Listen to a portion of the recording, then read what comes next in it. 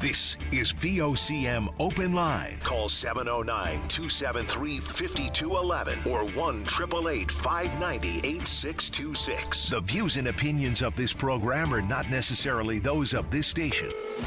The biggest conversation in Newfoundland and Labrador starts now. Here's VOCM Open Line host Paddy Daly. Well, all right, and good morning to you. Thank you so much for tuning into the program. It's Wednesday, September the 10th.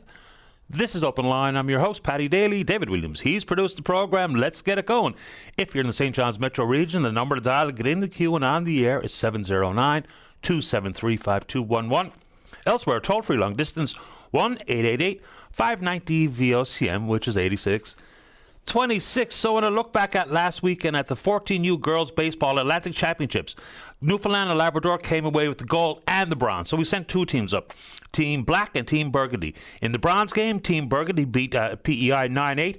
Comeback walk-off win for Team NL Burgundy. And in the gold medal game, Team NL Black beat Nova Scotia 4-1. Very good baseball game, apparently so. And in the skills competition, we did all right.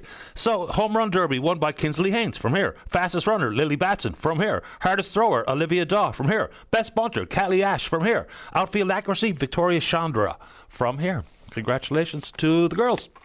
All right. With the so-called legacy left behind by the Canada Summer Games, in particular the Fortis Sports Complex over at Memorial University, what kind of access do athletes have to it? Apparently very limited access. So we know it's going to be operated by Memorial University into the future, but the legacy only counts if young, aspiring elite athletes get a chance to play and practice and train at these types of facilities. So what exactly is the protocol there? I'm hearing lots of disconnected comments about it. Oh, quick baseball note. I don't know how verifiable this one is, but it was on this date, 1960, that Mickey Mantle hit baseball's longest home run, estimated 643 feet. See, Springer hit a 450-foot bomb last night, but anyway, there you go. A couple of quick random tennis notes. A couple of firsts and maybe a last. 1983, Martina Navratilova beat Chris Evert-Lloyd for her first U.S. Open singles title. In 1988, Steffi Graf, German, won her first U.S. title and completed the Grand Slam, beating Gabby Sabatini. And in 2023, Novak Djokovic, now 38 years of age, won his fourth title and record-tying 24th major, maybe his last. If you saw him struggle against Alcaraz, 38 years old. All right, let's keep going. So the writ has not dropped, but we all know the campaign is on, and long has been. So we know the municipal election coming up October 2nd. We don't know when the provincial election is coming up, but it's on. I don't know what it's like where you live, but driving around this area, the populated landscape of election signs is unbelievable. Some people might not use populated, some might say polluted. But this is an interesting point brought forward by a listener via email overnight. How often do you go home and you find a door knocker representing one candidate or another hanging off your door, or jammed into your door jamb, or possibly into your mailbox? So this one lady, she was away. I don't know, she's on holidays. And she was gone for several days. And, of course, do the same things we all do. Keep a light on in the house, maybe a radio on, leave the porch light on, the car's in the driveway, just to give the appearance that you are indeed home. She returns home, and much to her dismay, the door handle and the door jamb is full of door knockers from various candidates. And so that basically screamed to the passers-by, I'm not home. It's a good point. So for the politicians out there doing the door knocker business, if you come upon a residence that has a bunch of door knockers there, and obviously someone's not home, the porch light is still on at 2 o'clock in the afternoon, maybe don't put your door knocker there. Because she's right. If I'm casing the joint and I'm walking the hood looking for an opportunity to rob an empty home, if I see 5, 6, 10 door knockers hanging off, I know you're not home, because there wasn't 10 candidates there at the same day. So that's a pretty good point made by that lady. I thought I'd offer it to you. Still looking for some status or progress updates with the office at the Province Open in Boston. And it was all about economic partnerships. Be nice to know what's going on there. It's probably a pretty good idea, but I'll throw it back out there again. Are we not utilizing that office to recruit healthcare professionals like other provinces are doing and fast-tracking their credentials? Also, with some American brain drain on the go, with the U.S. Universities under siege, any opportunity for Canadian universities coming from that front? There appears to be. So anyway, the Boston office update, be nice to have one. All right, let's get into healthcare. So we've been told for quite a long time that Medivie is going to operate, Medivie Health NL is going to operate the province's now fully integrated road and air ambulance system. Okay. So now there's a contract that has been signed.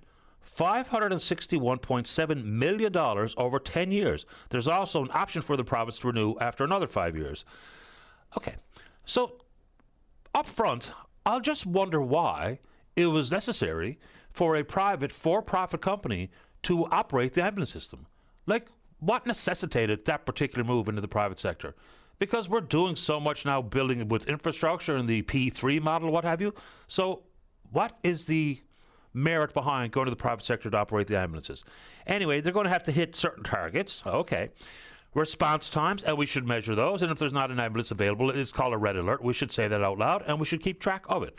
Staffing levels, DEI metrics, launch times for air ambulance services, accreditation, and clinical performance. All right, so they're going to have to hit this goal standard within the first 5 years, and obviously so critically important.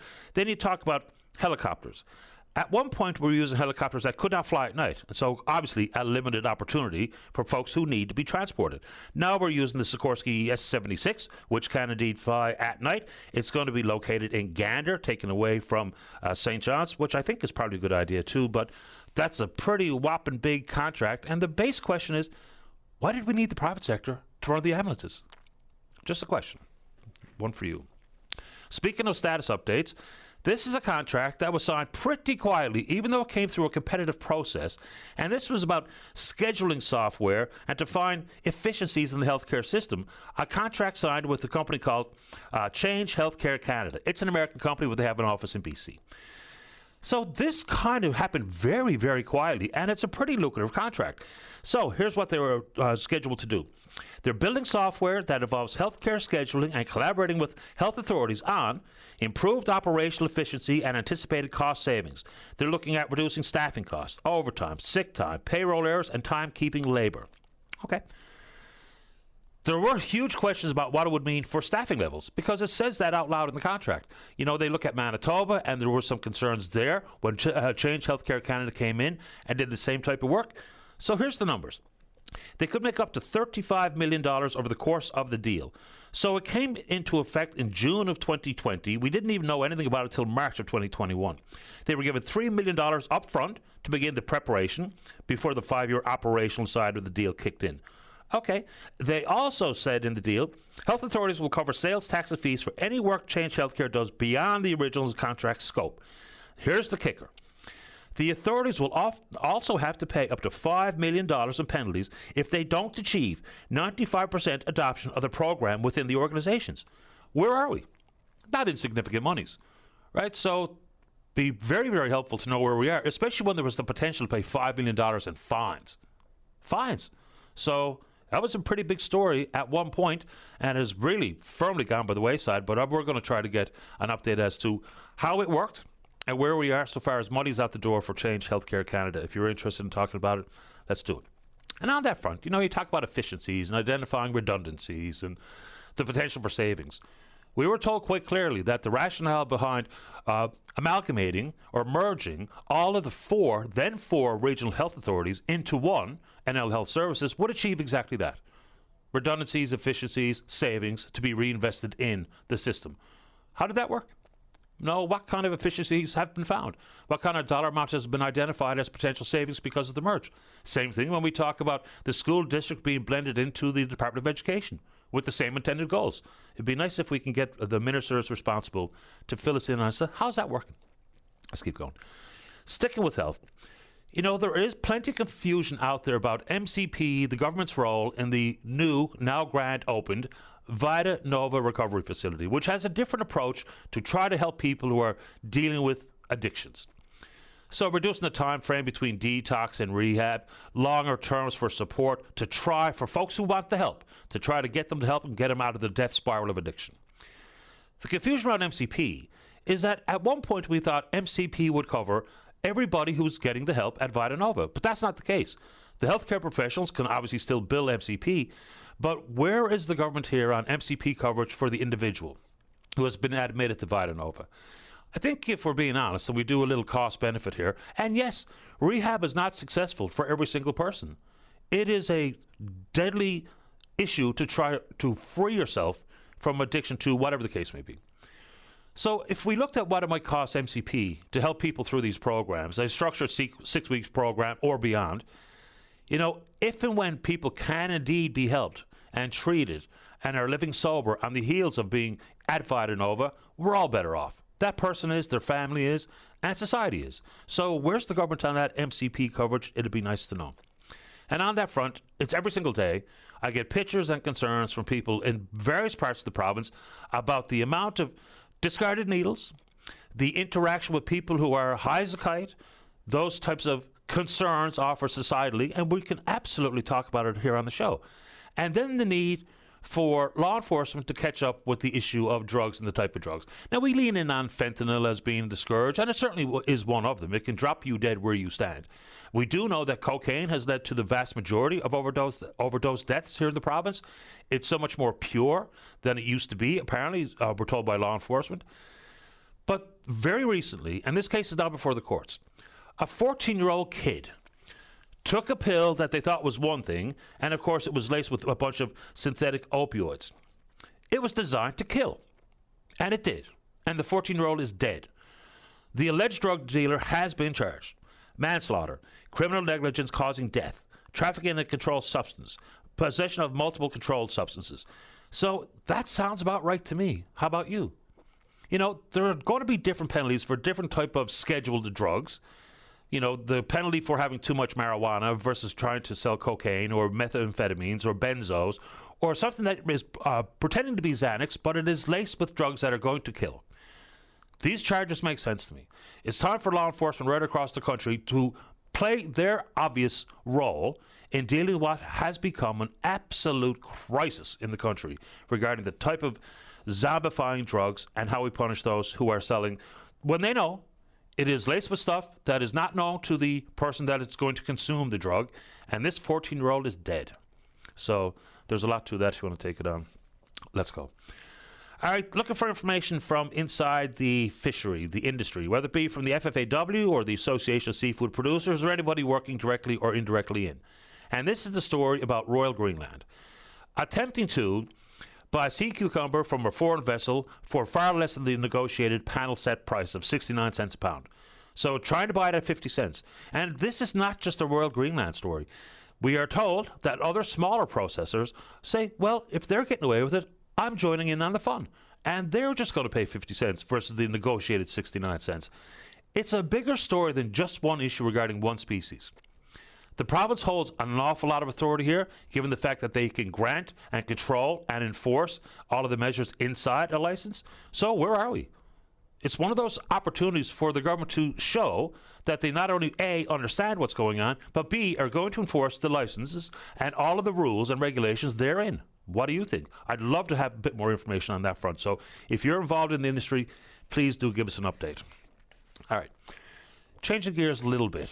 And this is interprovincial trade. The big announcement in this province was the ability for consumers to order their favorite spirit, for instance, from a producer elsewhere in the country and have it delivered directly to their home. It can't be used for commercial use and can't be used for resale. It's just for your own personal consumption. And that was our province's answer to interprovincial trade. Here's a good one. Beef. So I've mentioned, and I'm going to keep it out there, that the Canadian Food Inspection Agency, who identified retailers mislabeling products as made or a product of Canada, when in fact they're not, and didn't put any fines for it. Problem. But this one is about beef. So you go to the grocery store, and apparently it's seemingly quite easy to see beef in the grocery store coming from Australia. There's this one farmer in New Brunswick, Woodstock, Birds Hill Farms. She is producing, the lady is quoted in the story, they are producing full-blood Japanese Wagyu beef. Not for me and for many, it might be out of our price point, but it is a delicacy in the beef world. They talk about the large amount of intramuscular fat due to the cow's particular genetics, and it is quite tasty if you've ever had any Wagyu beef in the past. But she can't sell it outside of New Brunswick. Why? Because it falls into the auspices of the Canadian Food Inspection Agency, and she's a pretty small operation. So she'd have to send her product, and she only produces 1 or 2 cows at a time. So she'd have to send those cows to the Atlantic Beef Products Abattoir in Albany, PEI. And it becomes, of course, an opportunity for all her profits to be gobbled up. But here's how she makes the point really quite succinctly.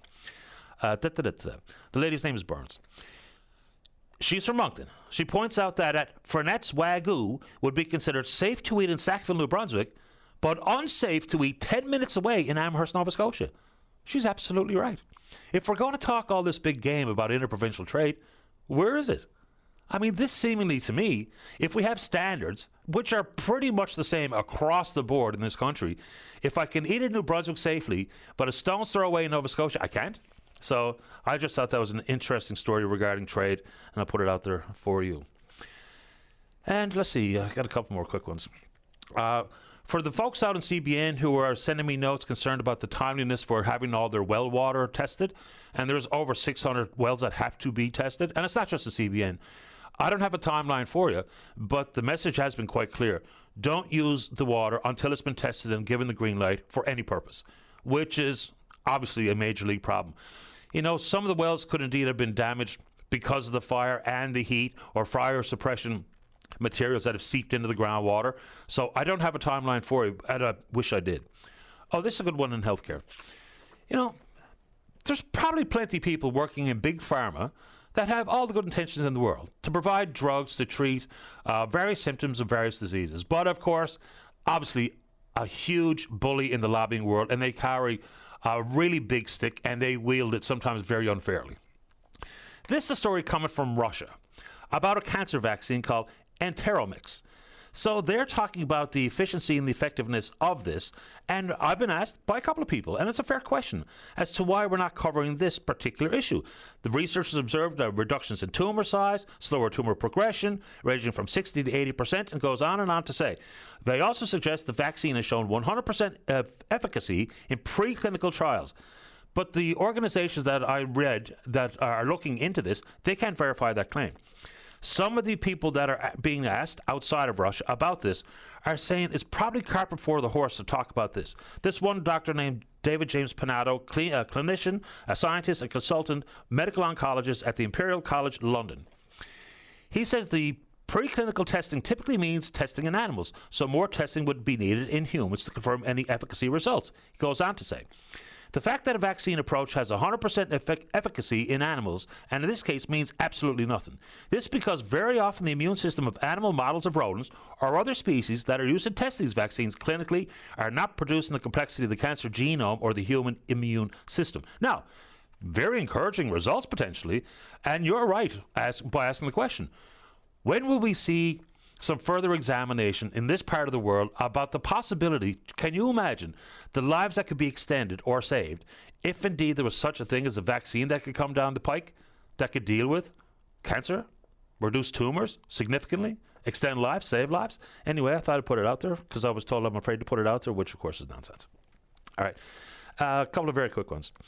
So again, we're still looking for more understanding in detail as what federal government support for Gull Island or Beta Nord looks like. And of course, every time we mention Gull, we certainly have to, and we want to talk about the Memorandum of Understanding and all the complexities therein. But the question being asked of, say, for instance, Premier Hogan is, what happens if and when Hydro-Quebec and the province of Quebec, who are aggressively lobbying the federal government for financial support regarding expansion and transmission capacity? That would have an impact on this deal, wouldn't it? So anything from oversight to value for whatever concerns you have, let's talk about it here on the show. And then there's a couple of people that repeatedly send me pretty much the same email every day. And you know me, I think political slogans are a complete waste of time, even though they work with some. It's the concept of trying to arrive at a trade deal with the United States and the concessions that this country has made and got what people say is nothing in return, and the chaos about what is CUSMA compliant or not. For those who want reciprocal tariffs, look, right from the get-go here, I thought the absolute proper solution in the medium to long term was just trying to simply define different markets for the things we sell. You know, to diversify and expand. You're never going to replace the United States, our largest trading partner. But I don't know why people are begging for reciprocal tariffs. Canadian importers pay them. They might gobble up some of that lost revenue, but quite likely pass it on to me and you. So I don't know why people are so thirsty to have reciprocal tariffs. On some things, absolutely. Should we put tariffs or fees on things like potash and energy? Sure, I understand that concept. But just throwing tariffs around as a fight back, pushback to end up paying more as a Canadian consumer, I really don't quite get it. Anyway, Today is, this is a typical conversation, but let's have it. Today is World Suicide Awareness Day. There's somewhere in the neighborhood of 5,000 suicide deaths in Canada per year, approximately 15 per day. The suicide rates among males is almost 3 times the rate amongst females. We make up approximately half the population, but account for nearly 75% of the suicide deaths. Middle-aged adults, 30 to 59, had the highest rates of suicide and accounted for 56% of suicide deaths. This was numbers coming from 2023. For the boys, for the men out there, don't be afraid to talk about it. And we can all have healthy, adult, mature conversations in our family unit and with our friends. If and when you see and you understand that someone is struggling, let's not be afraid of the conversation. I think we'd all be quite happy in the long run if we were indeed able to talk about this more openly. So use the word. Use suicide. Not, are you okay? Not, are you fine? And the answer comes back, yes, and then you leave it at that. So it is World Awareness Day on that front. So let's not be afraid of the traumatic conversations, because oftentimes the most difficult conversations are the most important ones to have, including that one. To end on a little brighter note, congratulations. And I saw this on social media that there was no media coverage, and here comes a little bit here this morning. So there was a fundraising opportunity this past weekend out in Bonavista, Vista, the Relay for Cancer. Over $100,000 raised. Very successful event. So it had not been given any recognition, so says this poster on social media. So there you go. For everyone who was part of the organizing committee, participants, folks who made donations to the Relay for Cancer out in Bonavista Vista this past weekend, bravo to you. We're on Twitter. We're VOCM Open Line. You know what to do. Email address is openline@vocm.com. Oh, I don't really have time now, but boy, oh boy, things are getting pretty tricky on the other side of the earth, where that absolutely has an impact here. You know, so Russia drones shot over Polish airspace, Poland, a NATO member. Doesn't mean anything has to be triggered today, but Israeli strikes in Qatar. You know, the American U.S. military command, their base is just a 10-minute drive away from the villas and the hotels that were hit by Israeli strikes yesterday, killing Hamas leadership, who have long been far removed from Gaza, living in air-conditioned hotels in Qatar. But things were already tense, now even more so. We're taking your emails, openline@vocm.com. When we come back, let's have a great show. You're in the queue to talk about whatever's on your mind. Don't go away. Welcome back to the show. Let's go to line number 1. Good morning, Sarah. You're on the air. Hi, is this me? That's you. Hi, I'm calling to talk about the difference in wages between self-managed home care workers and those that work for agencies. So currently, self-managed workers make $17.05 an hour, and agency workers make $19.45 an hour, which is quite a difference. And the last 2 times that minimum wage went up, self-managed workers, our wage did not increase. So, for example, my expenses have gone up, but my pay has not, and you know that's not fair. So we've talked to government, and they keep telling us that it's a priority issue and that it's under review, but we haven't seen any progress at all. I remember reading your story. So you've been in the news talking about this, and it's an important conversation. So your reasons, and correct me if I'm wrong, I don't want to put words in your mouth, your reason, or one of them, for leaving the agency to be self-managed was just relationship building. I mean, you would have more opportunity to build a relationship with your clients versus not knowing who's showing up every single day for their shift. So that was one of the motivations, right? Yes.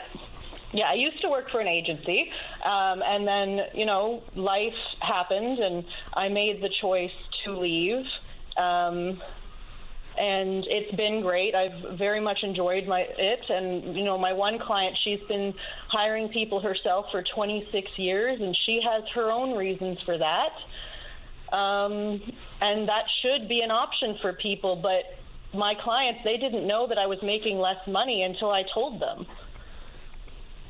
When their social workers say, "Oh, you can either use an agency or hire your own people," they don't tell people they'll make less money. Yeah, and that's probably an important conversation between you and your clients. So I remember some of the rationale offered by the province in response to your query is that there are different hiring requirements, but this should be something pretty fundamental to address. So whether it be obtaining a code of conduct or there's a first aid certification, reference checks, those types of things, if someone in the self-managed world who has all of these hiring requirements, and I probably left a couple out, like you have them, so there's no justification for you not to be paid the same as an agency worker. So if we're going to level the playing field, in your estimation, is it as simple as making those higher requirements the same for self-managed as agency workers? I think those requirements are very important, and also government from October 2023 until April 2024 was paying us exactly the same amount, and those differences were still there. So their argument doesn't even matter. For 6 months, they were paying us the same amount. What changed? What changed exactly? The change was that the union agreement made it go up, right? But also that was the first time that minimum wage went up and our wage did not go up. So we saw our minimum wage, the workers in the province get more money. We saw our agency-based workers get more money, and we still were sitting right there with the same amount. And then a year later, the same thing happened. Our agency workers got another raise. The minimum wage workers got another raise. I mean, minimum wage is $16 right now, and I'm making $17. I mean, for what I do, I don't know, going and working at Tim Hortons or Sobeys seems a lot less stressful and Sure, right? And I know you're not trying to disparage those. Join the workforce this way. Right. I mean, I know you're not trying to disparage people working in those companies. No, of course not. We need our minimum wage workers for sure. But I mean, it's interesting to me, Sarah, because we've heard various governments, federally and provincially across the country, talking about the importance of getting it right with home care. You know, changing the way we approach aging, you know, versus institutionalizing someone in a long-term care facility who can, with the required supports and home care worker hours, stay at home, where they're probably happier, closer to their friends, closer to their families. So they can't have it both ways. If we're going to try to create that environment where people can age in place, as they say, then that requires addressing the needs and the pay and the disparity between self-managed workers and agency workers. Of course it does. Okay. Yeah. And also, so this infusion of money, everyone thinks that the unions, because the agency workers got a very large increase in money with this last contract that they got. But that's not what it's about. That money came from the federal government. They made a change to the Aging with Dignity Act, and they gave the province a whole bunch more money and said, use it for your home care workers, and the province chose not to include the self-managed workers in that money. Who do the exact same thing when they go to their clients. And sometimes, like myself, I work for the exact same client. I have one client, his other workers work for an agency, and I work privately. We do the exact same job. Yep. Sarah, I'm glad you brought it back up. I did speak to this on the show. I'm not sure if you came on with me in the past, but we did speak about it, and I'm glad you put it back on the front burner. Yes, yeah. I've been waiting for government, one of the parties to make a promise. They're making all kinds of promises with this coming election, but nobody's talking about this very important issue. Where it doesn't matter who you are, if you will or someone you love will need home care at some point in their life. So we want our workers to be treated well and be paid well so that they're happy to go to work and they'll do a good job, because if you're stressed out about money, you bring that stress to work with you, or you go get a different job. Right. And we can't afford to lose people working in the home care sector. We just can't. Exactly. Yeah, no, the aging population is getting larger. The disability population is very large. People need help. It's as simple as that. Thank you for your time and for what you do, Sarah. Appreciate this. I would like to just mention one last detail. I started a Facebook group for self-managed workers, and just a place for us all to connect together. It's called Self-Managed Home Care Workers NL, and it's a public group, those who are supporting us, and I just would like to see the group grow so that we can all connect, share our stories, and give each other ideas on what we can do to talk to government and write letters and just support each other. Quick question, Sarah. Do you happen to know how many agency workers there are and how many self-managed home care workers there are in the province? I do not, no. I was just curious if you happen to know, because that'd be an interesting comparison and contrast. Sarah, appreciate the time. Stay in touch. Thank you. You're welcome. Bye-bye. That's a pretty important topic. They're doing the same work. Very quickly, we're getting to the break here. So Tina Davies, friend of mine, her son Richard died by suicide around Christmas 1995. Tina Davies is with Richard's Legacy Foundation, and we know it's World Suicide Awareness Day, so that conversation's coming up. Also, Erica's in the queue. I just got your email, Erica. Her son found some pretty nasty stuff in the woods by the school. We'll have that conversation, then we're speaking with you. Don't go away. Welcome back to the show. Let's go to line number 2. Say good morning to Tina Davies with Richard's Legacy Foundation. Good morning, Tina. You're on the air. Good morning, Patty. You know, of all the things and people in my life, there's very few that I can count on. But you are one of the ones that I can count on for your continuous support on this difficult subject. And I really want to thank you for that. My pleasure. And like I said off the top, and I don't know if I'm on the right track or the wrong track because it's a tricky conversation, but, you know, thankfully it looks like and it feels like things are changing insofar as how we view suicide, how we talk about it, because forever as it toiled in the shadows, then things don't change. Things don't get better. They just get worse. Yeah, you're 100% correct. Believe me, in the past, I'd say maybe 10 years, it's really broken open wider so that you hear more people talking and discussing and actually saying the word suicide. Because I'll tell you what, it sure wasn't like that 25 years ago anywhere in the world. But it's slowly becoming a subject that people will discuss, but it's still it's still a difficult conversation to have, but it's one that we do need to have in open and honest discussions. We need to. We need to change the narrative, which we are, but because when we talk about suicide, we help create safety.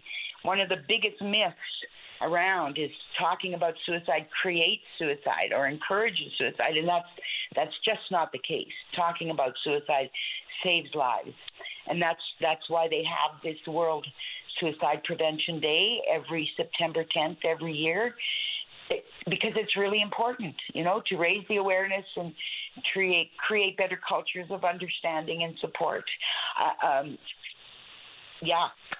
It's one thing I wanted to mention was each World Suicide Prevention Day, worldwide, at 8 p.m. your local time, everybody who has lost someone to suicide, who is worried about somebody thinking about suicide, who has had concerns themselves, light a candle at 8 p.m. And you can just imagine that wave of candles being lit at 8 p.m. in local times all across the world. And maybe we can just keep going and, make it bigger. Tina, how does the conversation sound? I mean, because in the past, and I tell this story fairly often, this is a fairly long time ago, at the funeral home. I was there to visit the family of one person that I knew, but I recognized the name on the board on the way in, so I also stopped by to say hello. And I was close by a group of 5 or 6, and the question was asked, what happened? And the answer was, died by suicide. And every breath of air got sucked out of the room. Everything fell hush. Nobody said anything, which gave me the clear understanding that nobody wanted to talk about it. It was still taboo. I think that has changed, but how do I engage that conversation? Because, it's one thing to say, are you okay? Yeah, I'm okay. Are you fine? Yeah, I'm okay. I'm doing fine. And then the conversation ends. How should the conversation proceed if you think that someone's really in a bad spot? I'll call it, even though that's probably not the right word. You're so right about the difference in the funerals. Honest to God, if it's cancer or anything else. People will talk about the person who's died, and and there's a real closeness and openness about that. But when it comes to a suicide death, it's very different. And I'm telling you, Patty, I've been to a lot of funerals of people who have died by suicide, and I would say 70% of the time is that law enforcement has to be called in because there's the emotions are so high, and there's the blame game going on, and it can turn into a real loud argument, and it's really difficult. But just bring it up, and the mere fact of you bringing it up tells people that even if one day that they're thinking about suicide, they can come and talk to you because you're not afraid of talking about it. Absolutely. Yeah, I totally get it. It's very simple. And use the word, right? Yeah, absolutely use the word. Tina, anything else you want to say here this morning? Because I don't want to cut the conversation off before you're done. Oh, no, sweetheart. I just wanted to make sure I got the lighting a candle at 8 p.m. tonight. And there's events going on. There's one in Banner and Park at 10 o'clock here. There's going to be a webinar put on by the Canadian Mental Health Association, Newfoundland and Labrador. A talk about suicide. Everyone's welcome to join. But that's it. Just let's talk about it. Don't hide it, because we need to save lives. I mean, we've had this. Currently, there's more than 720,000 suicides per year worldwide.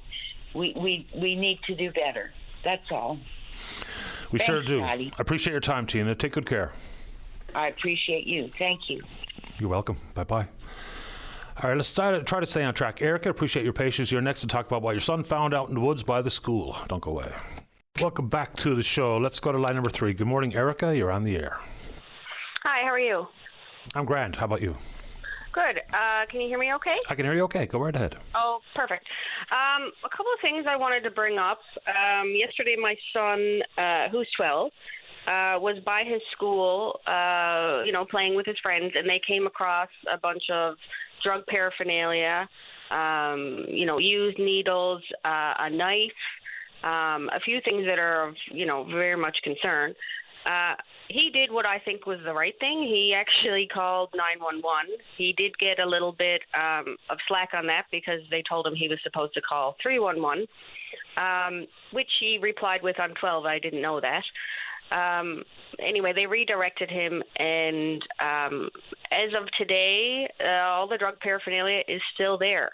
I feel like he did the right thing, and, I feel like we're failing our kids. I did follow up with, there's also a daycare very much in the same lot as his school. I followed up with them this morning. The city told them that it was not their property. They will not be, picking up any of this paraphernalia because they're saying it's on private property. We're trying to figure out who owns the property. Is it still within the school grid, or is it an anonymous person who owns the land? So we're really trying to figure out how to move forward with this. Fair enough. So if that part of the woods is on the footprint of the school, then it's the province's responsibility to clean it up. Well, the city wrote back an email saying that it's not their responsibility. Yeah. And I mean, it's hard for me to know where to point you, but I have seen the pictures, and it's significant concern. I mean, in addition to the needles, that's a pretty big blade to be out there in the woods as well. And who knows what happened if it wasn't your boy who found it. So, again, if it's the school's property, then it's the province's responsibility. But all the same, 311 in the city of St. John's shouldn't be trying to nitpick this stuff. I mean, we're told repeatedly, if you find needles, call 311 and the city will dispatch someone to clean it up, as opposed to go to the Department of Deeds, the land registry, to find out who might own this little pocket of the woods. So come on, somebody go get it. It's a safety issue. Absolutely it is. Like there are hundreds of kids today going to be leaving that school, going to lunch, and probably walking through that area. So, it is a big concern. I was of the point I was going to leave last night and go pick it up myself. But I did call the police back. They did say that we were, quote unquote, in the queue, but never heard anything back. Yeah, I mean, I'm not going to tell you what to do. You do exactly what as you see fit. But, I'd be certainly considering cleaning it up at this point, and then continue to make some noise to make sure that the people responsible, that we're told are responsible to pick it up, go pick it up. And you're probably right in that there's going to be some foot traffic in that pocket of the woods, because you know what kids are like. If they're told there's something of interest to see somewhere in the woods, they're going to go have a look. Well, and not only that, in my opinion, I think he did the right thing. He did. And now nobody's following through. Like, they teach you these things in school, and now nobody's following through. So what are they teaching the kids? Well, we're teaching them the right thing. We're just not executing on behalf of what we've taught them. So, again, if this is part of the school's property, then the school or the province are responsible to go pick it up. So my next stop would be the principal's office, just to say, is that belong to the school property? Like, is this part of the school? And if so, can you do something about it? And I put the ball in their corner. Yeah. Yeah, it's just very frustrating. Your kids can't even go out and, hang out, and it's everywhere. It's everywhere in the city. Absolutely it is. It's absolutely everywhere. And, I think we need to do a better job. We do. And, I've said this repeatedly, is for folks who are intravenous drug users and are addicted to one drug or another that they use a needle for, they're not known for making good decisions. They're going to throw those needles wherever they're finished using them. So for the province or for the different municipalities, it's a problem. Make sure that when you are told, and a child like your son has done the right thing, go get the needles. Exactly. Simple as that. But my next stop would be the principal's office to find out if it is indeed that person's responsibility to pick up the charge and get this taken care of. Yeah. Well, I appreciate your time. I appreciate yours, Erica. Thank you. Thanks. Bye. You're welcome. Bye-bye. Where to now? David, I have him keep an eye on the clock here. And that's a 1. Let's go to, is that a 1? Greg O'Grady is with the Newfoundland and Labrador Stuttering Association. He's the chair. Good morning, Greg. You're on the air. Okay. Hi, Patty. Thank you for very much for taking my call this morning. And as you now realize, Patty, I'm a person who stutters, but I've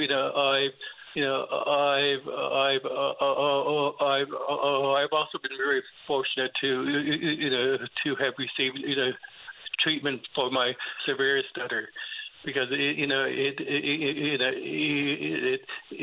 has helped me to manage my severe stutter, because years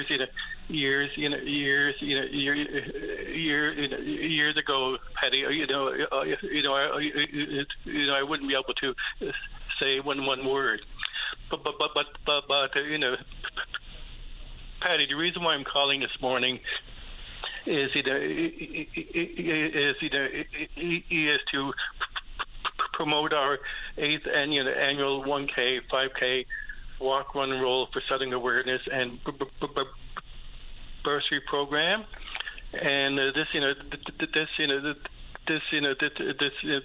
is being held on Sunday, September 21st. And it's being held at the Pearlgate track and field in the great city of Mount Pearl. And so there's no registration fee, but we have music, barbecue, and a DJ. But you see, all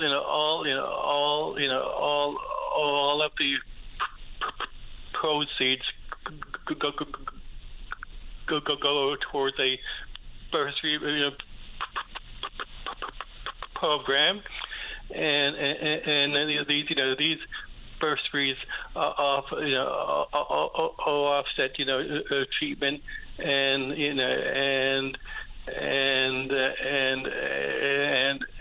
equipment costs, because a lot of families and parents can't afford the cost of private treatment, because the average cost of speech therapy per hour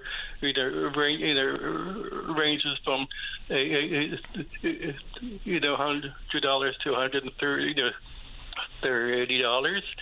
So we're asking for donations, and one can donate through anlstuttering.ca or find us on Canada Helps. And hopefully it's a big success this year. Greg, quick question for you. So Sure. Is it more challenging for you with a phone conversation or in person regarding your stutter? Well, I mean, both are quite challenging, because Patty, one of the biggest fears that a person who stutters has is the telephone, because a lot of listeners are not as patient as you are, because often people who stutter get hung hung up on they think that we're drunk, they think we're making an obscene phone call, so there's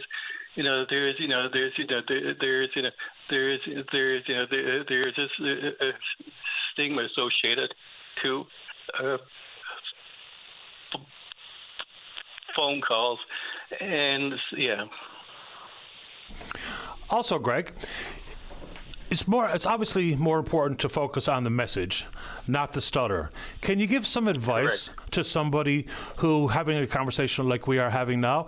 Things like, for me, not to interrupt, for allow you to finish your thought. And also, is it acceptable and or polite that if I didn't understand something to ask you to repeat it? What would you like people to know? Well, people need to know that. I mean,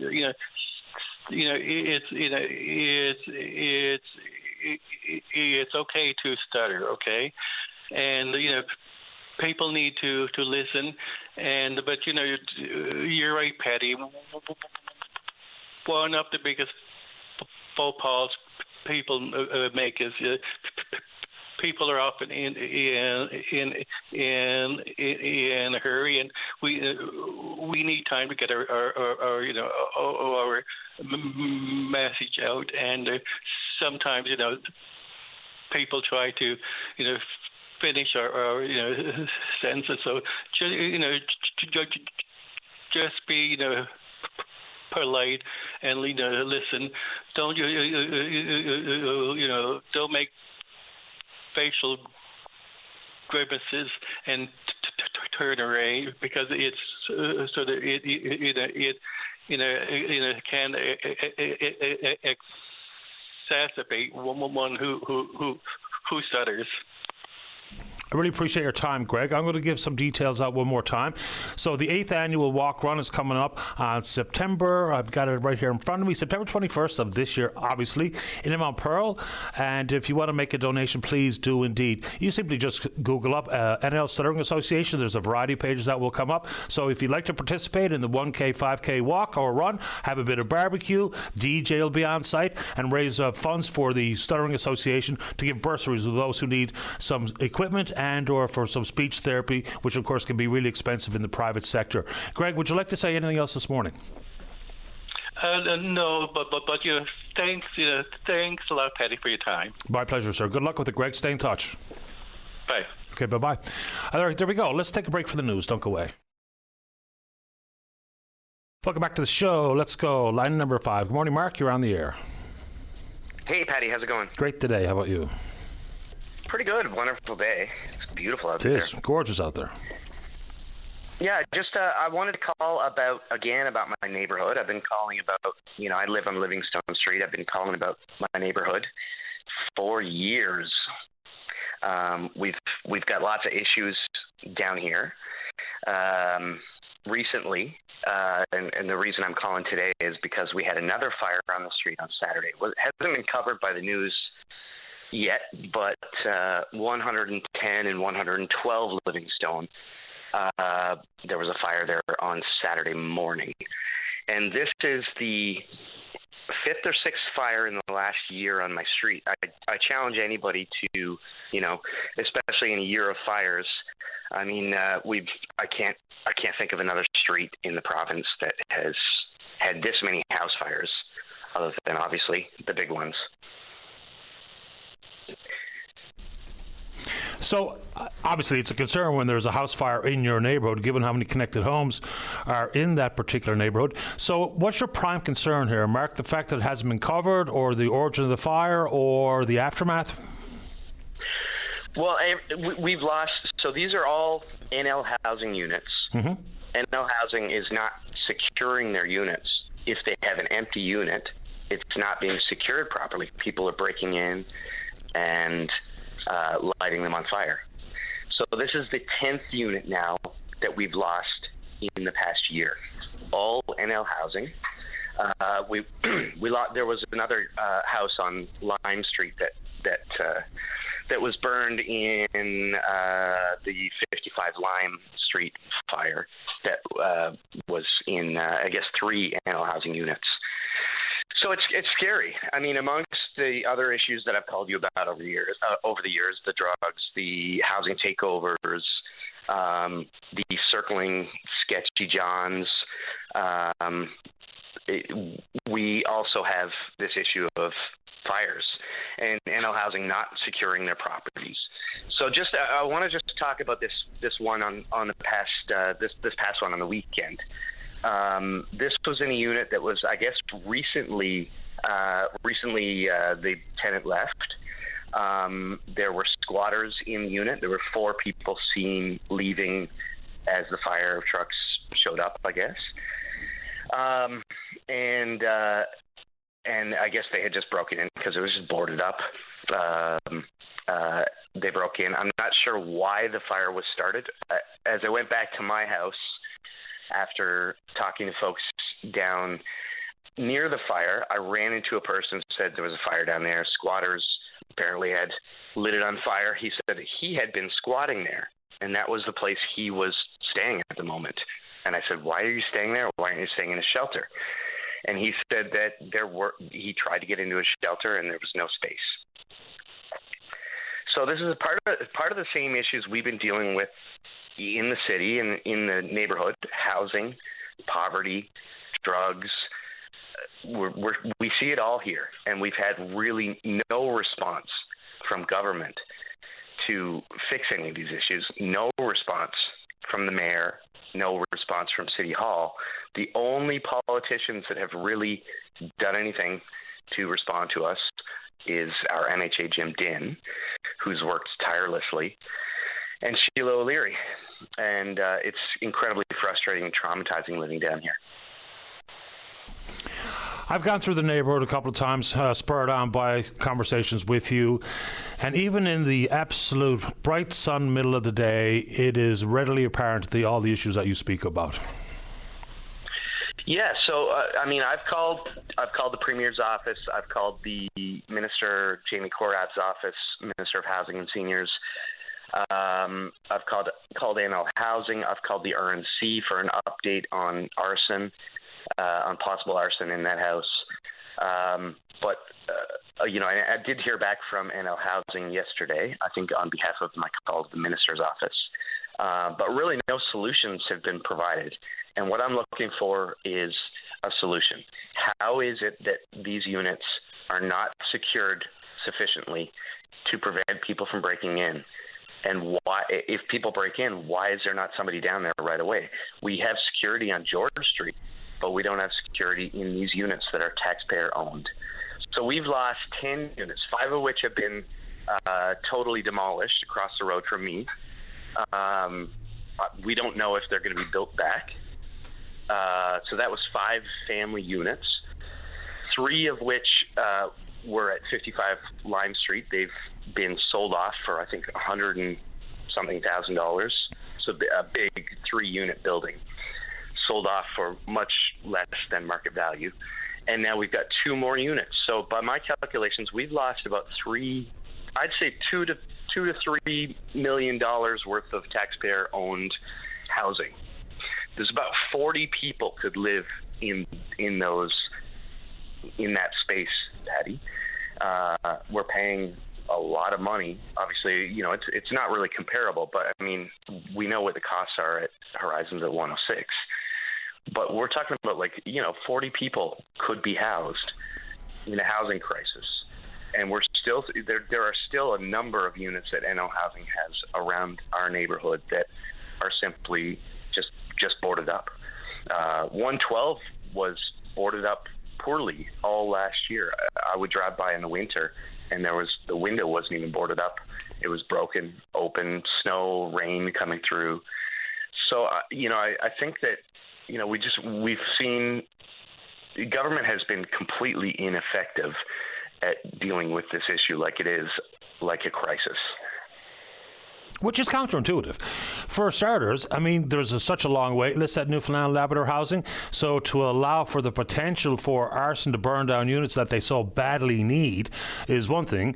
Secondly, to board up a unit for an extended amount of time with said wait list in place, I also don't quite understand. And this is not a comment offered to say that we need to hire more and more people in the public sector, but more tradespeople working for Newfoundland and Labrador Housing for maintenance, preventative maintenance and repair, so that we have a quick turnaround that when a unit becomes dilapidated or is in need of repair, it can be done. Because we'd even trying to reach out to the private sector for a plumbing job or carpentry or painting or plastering or whatever, it's a tricky piece of business. Everyone is busy. So the government can just do better by its wait list, by the people who need the housing, and to keep more units ready to go. It just, a lot of it just doesn't add up when we're talking about the bottom line of the need that's out there. Yeah, it doesn't make sense to me. I mean, you could, I spoke to you a bunch about Tent City. I'm not suggesting somebody that is homeless can just stay there, but I'm sure there's tradespeople who are sleeping in their car every night. Put them up, put them in a place. I mean, we have organizations across the city that do this through end homelessness. These need to be fixed up. They do it for the private market. How is it that our taxpayer-owned properties are just going to waste? And we have a huge housing wait list for NL Housing. It just makes no sense. So why are we not seeing the proper? Why are we not seeing money go into these repairs? Why are we seeing units left empty, boarded up, waiting for somebody to break in and squat, and inevitably they're destroyed?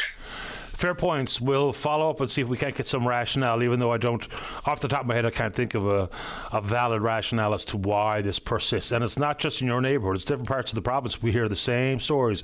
Units that are boarded up for months on end, and yet the wait list just continues to grow. Mark, anything else quick before I say goodbye? Yeah, I mean, I think I've just had enough. I was away for five or 6 weeks this spring, driving back to St. John's. I driving in, coming in off the highway. I just felt super anxious. I feel like I'm traumatized from inaction. Our neighborhood has provided solution after solution after solution. Jim Dinn has been tirelessly giving solution after solution after solution to this government, and they've really done nothing. They've slow walked everything. The city again, same thing. We haven't been able to access any supports or to get them to leverage any action from the provincial government. So I mean, it's really taken a toll on all of us. I think there are some bright spots on the horizon with the Centerville group, but really this needs to be done from the provincial government, and it needs to be leveraged by City Hall, and that's not going, and that will certainly be something that I think about when I'm checking boxes in these next 2 elections coming up. Fair enough. Appreciate the time, Mark. Thank you.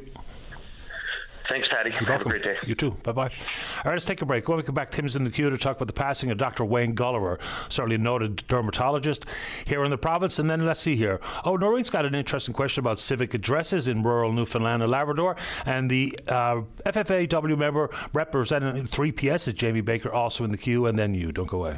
Welcome back to the show. Let's go to line number 4. Good morning, Tim. You're on the air. Hello? Hello. Hi, Tim. Hi. Go right ahead. You're on the air. I just wanted to send my condolences for Dr. Gulliver, and I knew his son Andrew from the Verplin.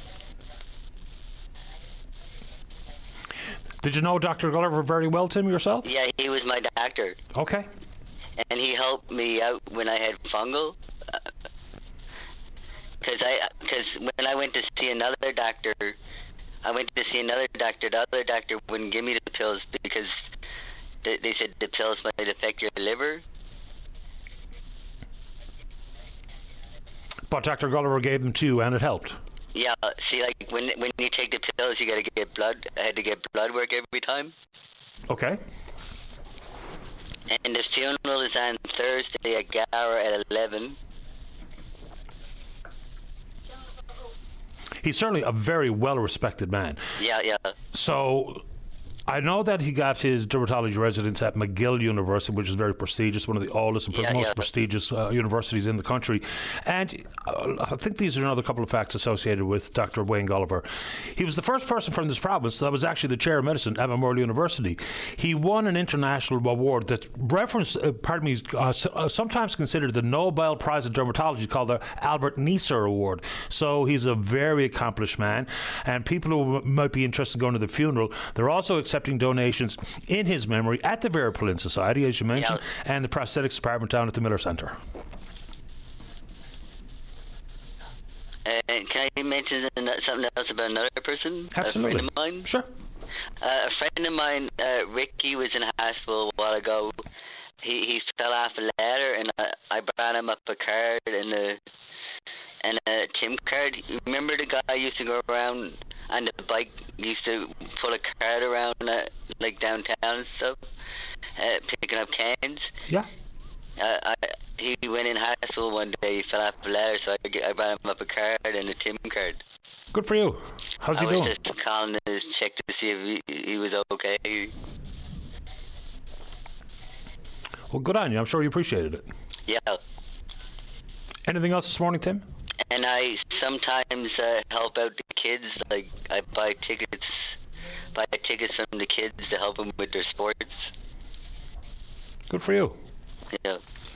I appreciate your time this morning, and I'm sure Dr. Gulliver's family appreciates it too. Thanks a lot. Yeah, okay. All right, bye. Bye-bye. Yeah, I knew Wayne a little bit. He was a good fella. Let's go to line number 2. Good morning, Noreen. You're on the air. Good morning. I have a bit of a situation because a lot of people have been asking me, how do we get our numbers for our houses? Because the fire department needs it and 911 needs it. But I can't seem to get any headway with it. I can help you. Okay. Well, our community don't have no business place there. We don't even have a council there. There's no post office. There's nothing, just houses, right? Yep. And when I phoned to get a phone hooked up down in my house, because I live in a senior's place now, my house is still down there, they were asking me for my civic number. I said, I haven't got one. He said, yes, you have. I said, no, I haven't. Like that, right? I said, we have P.O. box addresses here. So I had to tell them that our exchange for the phones here was from Roshun, but I live in Brookside. So when I ended up getting mail from them, there was a big long number there, and Roshun was the two names that was on it. Then I phoned back and I said, well, you can send the mail too, and I gave them where I'm to now so they can send the bill to me. But I phoned my MHA about it, and he was supposed to look into it, and when I got back to him, where I was gone for a week down there, and when I came back up, I said, I figured I'd give you a call to see if you heard anything about it. He said, it takes time to get this kind of stuff done. He said, I was talking to someone the other day, he said, and I haven't heard nothing. So for any, whether it be a local service district or an incorporated municipality that does not have civic addresses, because you're right, your P.O. box is your mailing address, it's not your civic address, but there's a package from the government that you can get, and so it'll provide civic addresses. It'll put those civic addresses in the 911 database, so you cover all those bases with the one step. So there's a simple email address and there's a phone number, because this is all done by the 911 division of the Department of Justice and Public Safety. So if you call them, and I have a number if you like. Yes, please. Sure. So you can call them at 709 758 00 51. Yeah, and for others that are listening, there's an email address too. I don't know if you would like it, but it's 911info at gov.nl.ca. But they'll send you out a complete package with civic address data, and that allows you to participate in things like the Next Generation 911 service. There's going to be a map of the community, an instruction booklet, there's a spreadsheet in there for recording all the pertinent information, and they'll send that out to you, and then you're in business. Oh, okay, because I've been trying different places and everything, trying to find out about this, because the place that we're living to down there is a family grant. Like, it's my husband's grandfather's grant that we're living on, right? Okay. And so I don't know if the whole community is the word you said. I know our rec center it was incorporated. I know what that was, but I don't know if the harbor is. That's the problem. Right. So, is Brookside a local service district? What do you mean? So it's not an incorporated municipality, right? No, look, we got no mayor or nothing down there, right? And the harbor, before you get to us, they don't either, and they don't have a fire department. But now they got numbers put around, but we don't know how they went about it. Because apparently after you cross Brookside, Rattlebrook to come down, you're supposed to be literally in Brookside. That's what I've been hearing. And they just kept on coming down past Rattlebrook and give people numbers down that far. But now we got no numbers down in Brookside itself, like in the harbor itself, right? Like we named our street down, our road down their main road, because there's one big road, but now there is another road that branches off, but I don't believe there's your name on that one. Yeah, so I don't know how much luck you're going to have, but in the effort to get a civic address and for the community of Brookside to have civic addresses, the Department of Justice and Public Safety at the 911 division and the number I gave you, that's where to start. Right, like usually when I phone 911, when I lived down there, I used to tell them Bay Large and ambulance. That's how they would know where to, because when the phone company was trying to give me the phone, they asked me where I lived, and I told him, and he looked it up on Google and everything, and he couldn't find it. Yeah.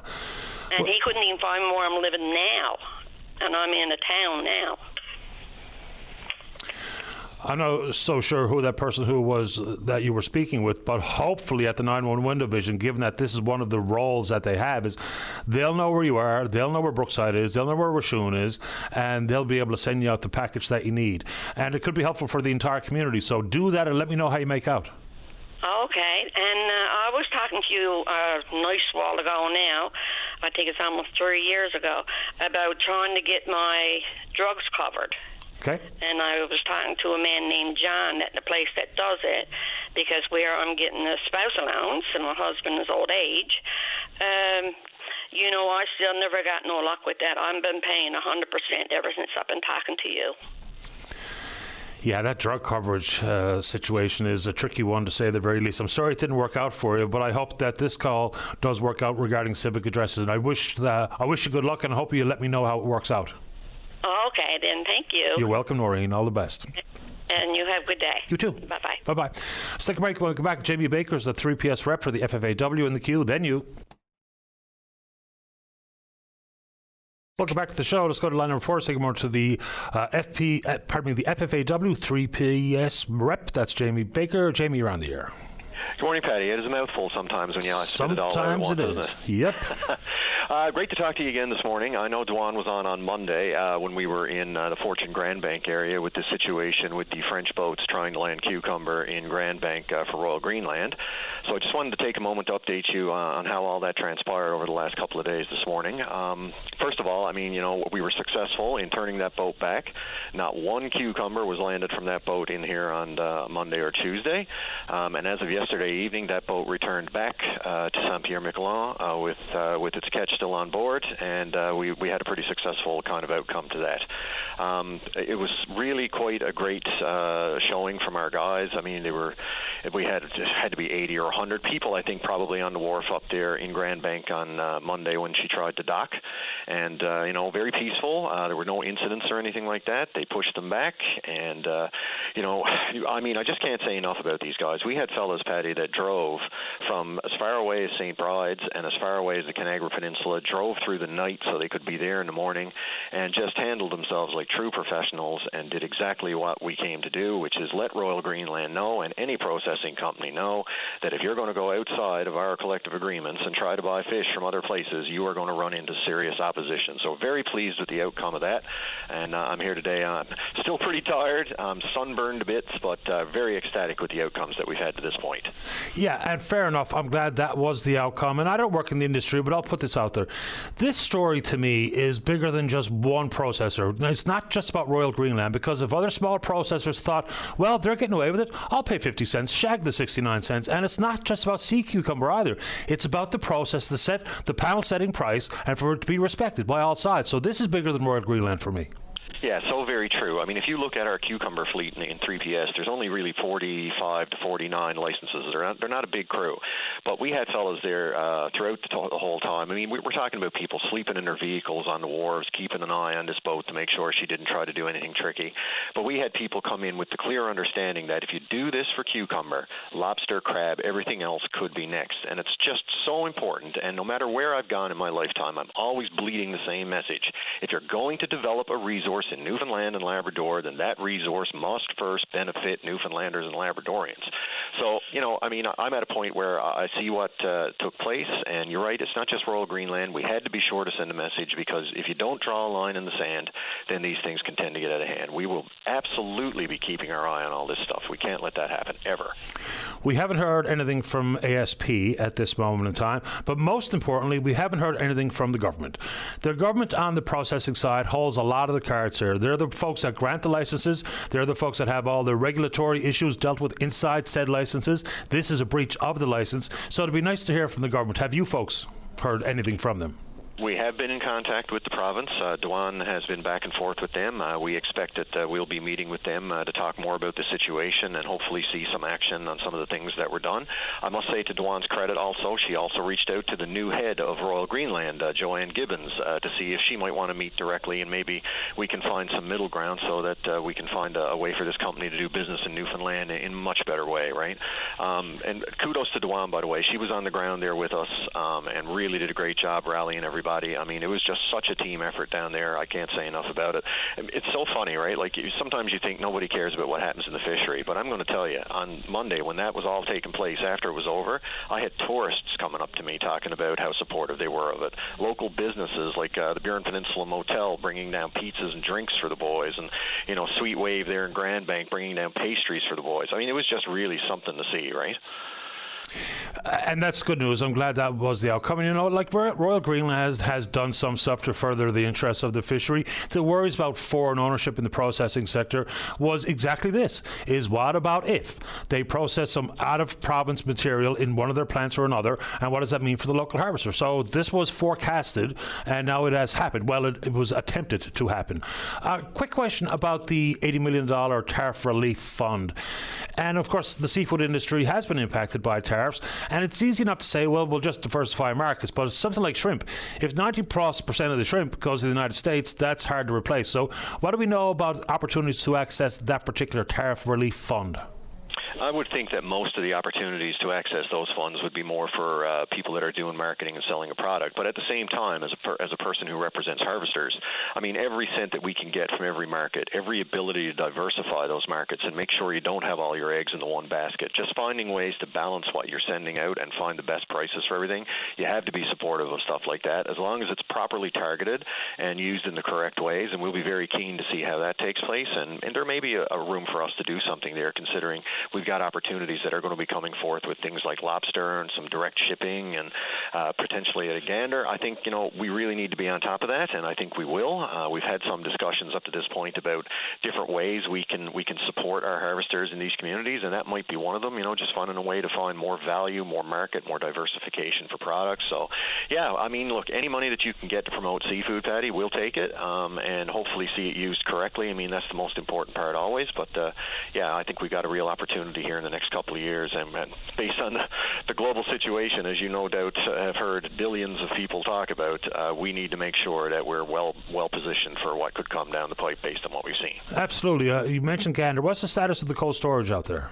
Don't know much about it right now. I know that they were progressing along quite nicely, and based on everything that I've seen and talking to the people that have been involved with developing it, I think there's a really exciting opportunity there to do a lot of good for Newfoundland seafood. We can send it to new markets if we can get it there fresher and quicker, and in some cases live.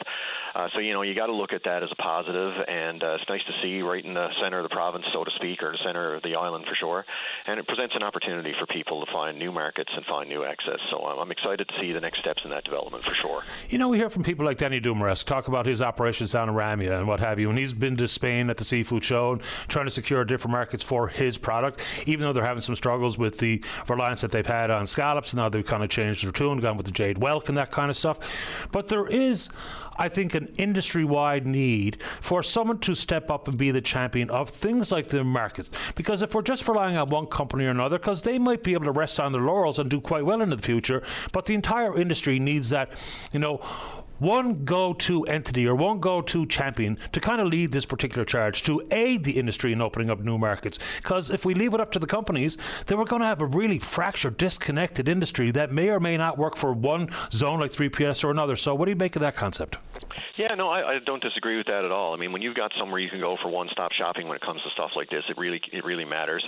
I mean, I look at the positive work that the Lobster Council of Canada has done for lobster in Atlantic Canada generally. I mean, they are the go-to for a lot of that stuff for that particular piece. And, they've done quite well there. I mean, if you look at market values before they started and after, and, the things that happened with some of the live shipping and opportunities, I mean, really, it did play a fairly large role. And, I mean, look, companies are going to have proprietary concerns. And, I mean, sometimes fishermen, depending on what happens in a given year, they might fish certain species, maybe not some other ones, depending on how the markets look. So just having, as you said, that kind of consistent, one-stop shop, 10,000-foot approach to covering all your species, there may be some. Are you actually auditioning? Are you planning on leaving there? And maybe we can bring you in to do some of that for us. Yeah. Well, one of the big mistakes in the past was when the province did not capture all the horsepower at the marketing arm with FPI. That's going a long way back, but that was the beginning of the change of the tune. Then it was like 15 years ago, there was, I believe the number was like 25 $1.5 million offered to the small processors in that sector to do exactly that. But that wasn't accepted for a variety of strange reasons back in the day. But I think that entity that could drive the industry, whether that be at the governmental level, but I would suggest probably a different entity might be a little bit more powerful and or impactful on that front. But it's just something that floats through my head every now and then. Jamie, final thoughts to you before we say goodbye. Well, just a completely unrelated topic. I did want to let the members know that you've probably been hearing from some folks about the vacancy that we have here for Secretary-Treasurer at the FFAW. Not attached to what's happened this week, but certainly helped spur my decision to do so. I just want to let our members know across the province that I have been asked if I would consider putting my name forward for that position, and I have decided as of today that I am going to do so. That process opens tomorrow and runs until the 26th nomination process, and with an election that will be available to all the membership after that. So I just want to let our folks know that it's standing shoulder to shoulder with those guys down there the other day, man. It's just hard not to get that vibe that you need more of that, right? More of that stuff. So I'm excited to put my name forward, and I'll look forward to hopefully talking to you a bit more in the future about all that stuff. I look forward to it. Good luck, Jamie. All the best, Paddy. Thank you. Bye-bye. It's Jamie Baker, currently the rep for 3PS and taking a swing at replacing Jason Spingle in his old position. Let's see here. Let's take a break. When we come back, Jimmy Hare from the St. John's Junior Hockey League in the queue. They're about to kick off this year's action. Last year, the champions, of course, the CBN Stars. So Jim Hare, and then we're going to have a conversation looking into the sky to find out who else might be out there. Don't go away. Welcome back to the show. Let's go to the top of the board. Line number 1. Good morning, Jimmy Hare. You're on the air. Patrick, how are you this morning? Top shelf. How about you? Great, buddy, great. A couple of things I want to mention this morning. Of course, first off is the St. John's Junior Hockey League, and we're pretty well set to go. Next Friday night will be our home opener. Will be the league opener out in Bay Arena, where the defending champs, the CBN Stars, will take on the St. John's Junior Capitals.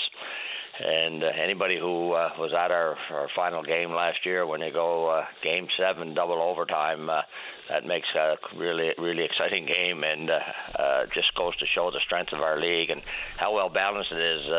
It was a great finish last year, and hopefully we'll have another great season this year. Yeah, it's great to see the Celtics back in the St. John's Junior Hockey League.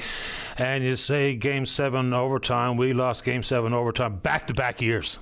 Oh, wow. That's heartbreaking twice in a row, he said. Yeah, I still remember it. Shag Roger Hounsell forever. Yep. Anyway, so we're looking to get going, and of course, excited also to see the regiment ready to start there. Actually, the night before we start, they open up. So I think it's going to be a great year for hockey in all, both junior hockey and the major junior league here in town. But one other thing, Pat, that I wanted to mention to you before I go, and you probably didn't know, but unfortunately I come down with cancer during the I guess you could say fall last year and throughout the winter, and had a tough battle with it, but got a clean bill of health. What they say are in remission, so that's really good. So I'm back in the saddle again. But I just want to say thank you and throw a bouquet out to the staff at the cancer clinic there in St. John's at the Health Science Center. Man, they were excellent, and I spent 6 times there. I had to go there for treatment, and I can't say enough about how good they were there, and how certainly I was treated, and the results of that treatment. Yeah. Well, I'm really glad to hear you're doing well, Jim. I was unaware of your diagnosis and treatment, but that's the good news. Just very quickly, what do you think it's going to mean for the St. John's Junior Hockey League with the Newfoundland Regiment coming to town? Because the Q is a pretty big beast when compared to the league that I have a soft spot in my heart for. So what do you think that's actually going to mean? Is it going to put a bigger spotlight on the game? Maybe some more bums in the stands at your games? Or what do you think is going to happen here? Well, we would certainly like to see that. We certainly haven't been in conversation with anybody from the regiment, but who knows? Maybe there could be a late call up. Maybe somebody gets hurt in morning practice or whatever, and they're short a player, and they need a player, and maybe they'll come to our league and look for somebody. That's I don't know if that's a possibility or if that could happen or not. I'm just sort of talking off the top of my head here now, but.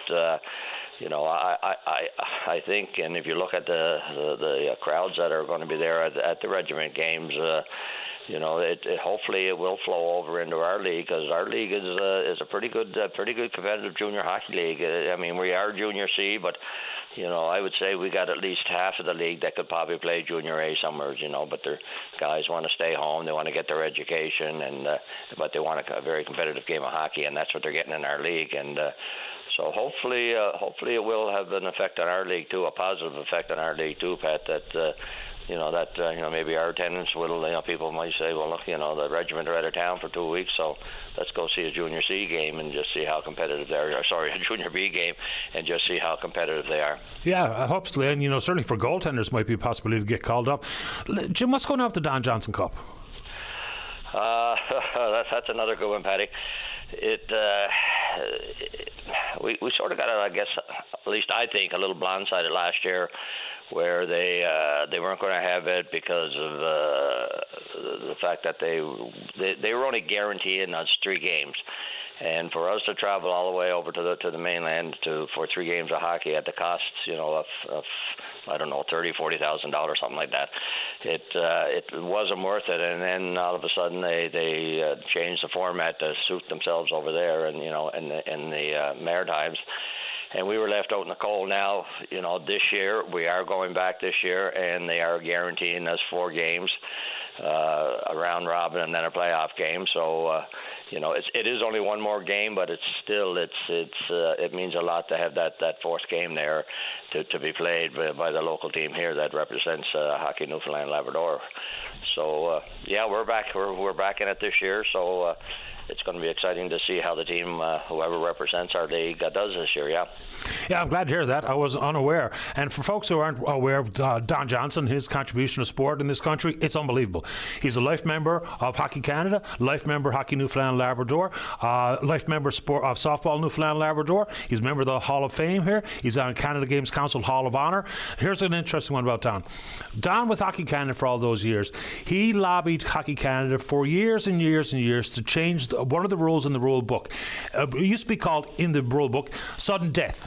When someone scores an overtime goal, he had it changed to sudden victory because somebody won as opposed to someone got killed. So I thought that was an interesting approach, but it says a lot about what Don was like. Like, we'd go to banquets and stuff, and Don would get up to celebrate the person or the team that won, but he'd also congratulate those who were whoever else was in the league, especially those who lost in the final, because you can't have a winner without someone to play against. So Don was a fascinating fella. Well, listen, anybody, I know Don fairly well as yourself, and he was just a fabulous guy. You can't say enough good things about Don Johnson, and he never had, I don't think, a mean bone in his body. He was just one of those guys that you had to love him because just the way he was, And God rest his soul. He'll always certainly be remembered here in Hockey Newfoundland Labrador, and maybe throughout Canada, because he is well known, from St. John's to Victoria, No doubt about it, and deservedly so. And this is not an insult, because I'm kind of the same ways. It's no sweat for Don to start shedding a tear when talking about something sports related. Oh, you're right on there, buddy. He doesn't get 10 words out when the tears start flowing, and that's Don through and through. And those tears weren't fake. They were real, and they meant something. When he did that, he did it because he believed in what he was involved in. Yeah, he achieved a ton in the sporting world and in the community at large. Jim, have a great season. I'm glad to hear you're doing well. Yeah, thanks very much, Paddy. And to all our fans out there, let's get out there and support our Junior B League, and also support the regiment, because that's going to be some great hockey too. Yeah, looking forward to that. So they open on the 18th against the defending champions, the Moncton Wildcats. There you go. Yeah, and we open on the 19th. Yes, sir. Bay Roberts. Yep. Thanks, Jim. Okay, thanks, Patty, for your time. Take care. My pleasure. Bye-bye. All right, let's get to the news here pretty much on time. For those of you in the queue, stay right there. We're going to talk about the rally that's coming up tomorrow, talking about the drug crisis on our streets and everything to do with it. So whether it be the actions of law enforcement, whether it be the province needs a better understanding of time frame and the relationship between detox and rehab and a bunch of different stuff. PJ wants to get back in on the MOU. We spoke with Patrick last week. I think the focus at that point was on independent oversight that has not been given as per the LeBlanc inquiry recommendations. Then we'll talk workers' comp, and then we're going to gaze into the sky, and then we're going to talk about whatever you want to talk about. Don't go away. You're listening to a rebroadcast of VOCM Open Line. Have your say by calling 709-273-5211 or 1-888-590-8626 and listen live weekday mornings at 9 a.m. Welcome back to the show. Let's go. Line number 2, PJ, you're on the air.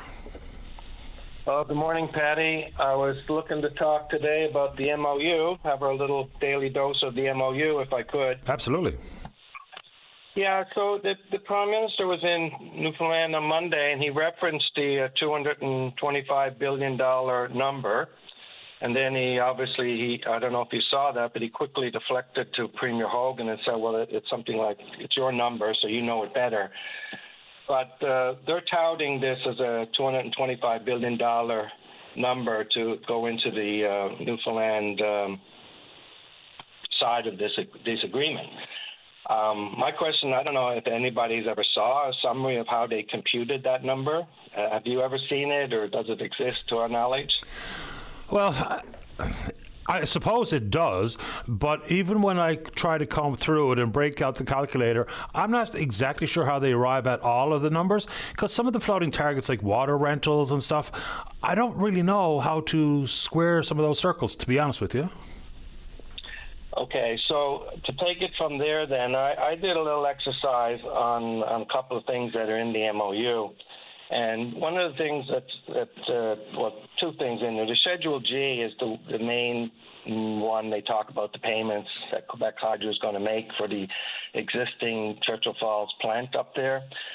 And they're going to make those payments to CFLCO directly versus to Newfoundland Hydro directly. And that's a subtle difference that I think is going to be lost on a lot of people.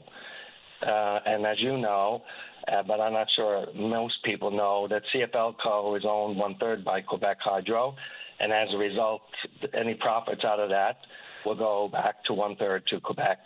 So that's problematic when you look at Schedule G. I think Schedule G, for example, should have been footnoted.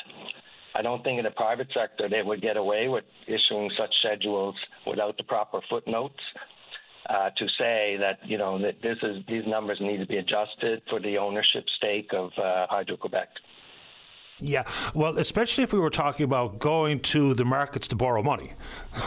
That much I think we agree on 100%. It's one thing for my understanding and everybody's understanding of what we're getting ourselves into for this decades-long arrangement, but those footnotes that you're mentioning and detailed business forecasts are not really part of this, whether it be the industrial strategy or what have you, because if you go to the market, go to Goldman Sachs, for instance, with that particular document, you come home with exactly $0. Yeah, it wouldn't be accepted for anybody doing serious, contemplation of doing this in business case. They want to know, and everybody in the room would need to know the consequences of that, because I think for 95% of the readers, in my view, if they're not understanding the accounting side of things, the ownership side of things, are going to miss that salient point. And the other thing is on that is that it's only related to the existing production. They're going to increase the production in Churchill Falls number 1, supposedly, with that refit, and then the rates they'll pay for that are going to be different. So, there's all these little things in the MOU that keep popping up every time you read it. But I want to share a little bit of an exercise I did based on the payments that are there that Hydro-Quebec is forecasted to make to CFLCO. And it'll just take a second, but Hydro-Quebec right now is about a $10 billion business when you extract their investment arm of the business. Last year they raised $6 billion in the capital markets. But on the electrical business, about $10 billion. So in 2025, they're supposed to pay Newfoundland $475, and which I just explained is really only $317 million. So that equates to about 3%. So if you can stick with me now, as the decades go by, that percentage of their business, which I've increased to go up 2% each year, is a normal type of in business for them to go up. By the end of this, in 2075, their business could be $27 billion, and they're going to be paying Newfoundland Hydro 21% of the business. I think that should open eyes to people. That's never going to happen. Quebec Hydro is never going to pay 21% on an annual basis of their business to Newfoundland, because we know their mantra is to make Quebec prosperous, not make Newfoundland prosperous. That would be great if it's the case, but it's to make Quebec prosperous. So here's where I see this thing getting derailed. As the decades go by, and as the price of Gull Island electricity becomes cheaper than the original Churchill Falls plant, they could easily divert using the Churchill Falls energy. And as a result, none of these $225 billion type of numbers are going to materialize. It could happen. These things are decades off. There's so much that could change in the world over that period of time that we could end up with none of this becoming to fruition, right? So I just wanted to point that out.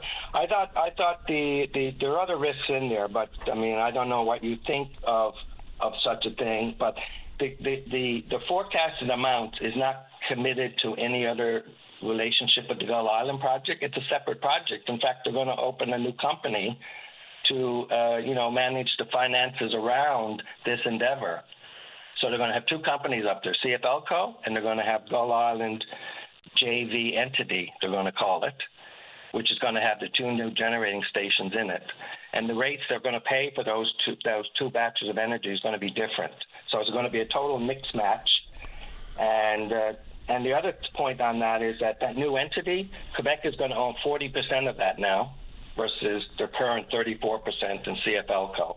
So they're edging closer to 50%. And if you know accounting at all, once you get 51% of any entity, you're effectively the owner. Sure, but why is there any reason to believe that there's any sort of creep in equity stake as part of this MOU and eventually some definitive agreements, as they call them? Well, the current MOU, under the new company they're going to form, which is in there, it's called Gull Island JV entity. The equity stake in that is changing. Quebec is going to own 40% of that, and Newfoundland's only going to own 60%. And as you know, on the CFLCO, it's different, right? And they also in the CFLCO, they talk about this retrofit. They're going to re-look at the split in that organization too. So there's a lot of little minutia details in there that are tricky.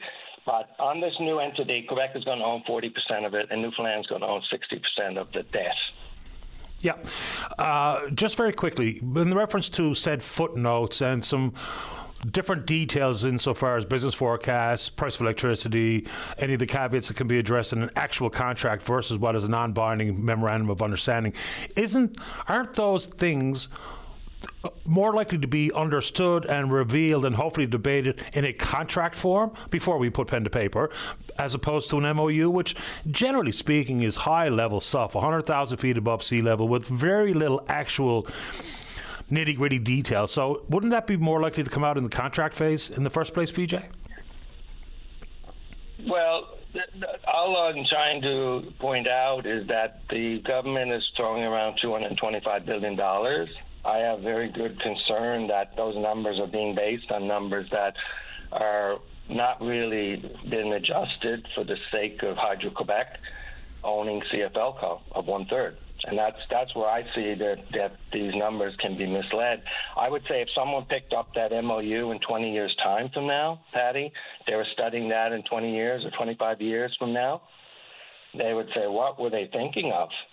You know, these numbers are so inflated that people can easily make mistakes on them. And that's why I'm asking, where's the $225 billion number?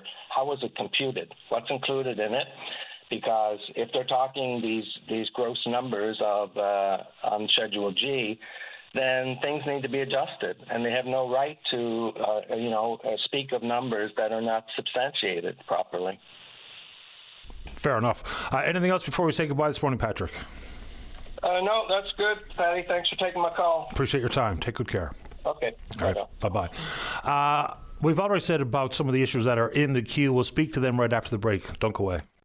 Oh, welcome back. Let's go to line 3. Charlie, you're on the air. Yeah, good morning, Patty. Good morning to you. Patty, just a quick thing on that stutterer that you were talking to, the guy You handled that very, very well, as you have in the past, and I'd like to commend you. As a former mile stutterer, I can understand what he's dealing with, you know? I appreciate it. Look, I have a slight stammer that I'm aware of, and so I'm happy to take Greg's call. Hopefully it helps. Yeah.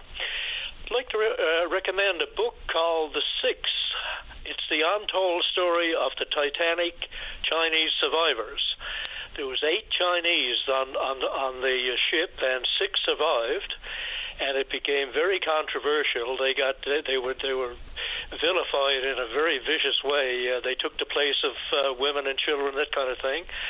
And this guy goes back over the story and analyzes many reports and tries to clear their names there. So I'd recommend that to anybody who wanted to have some light reading.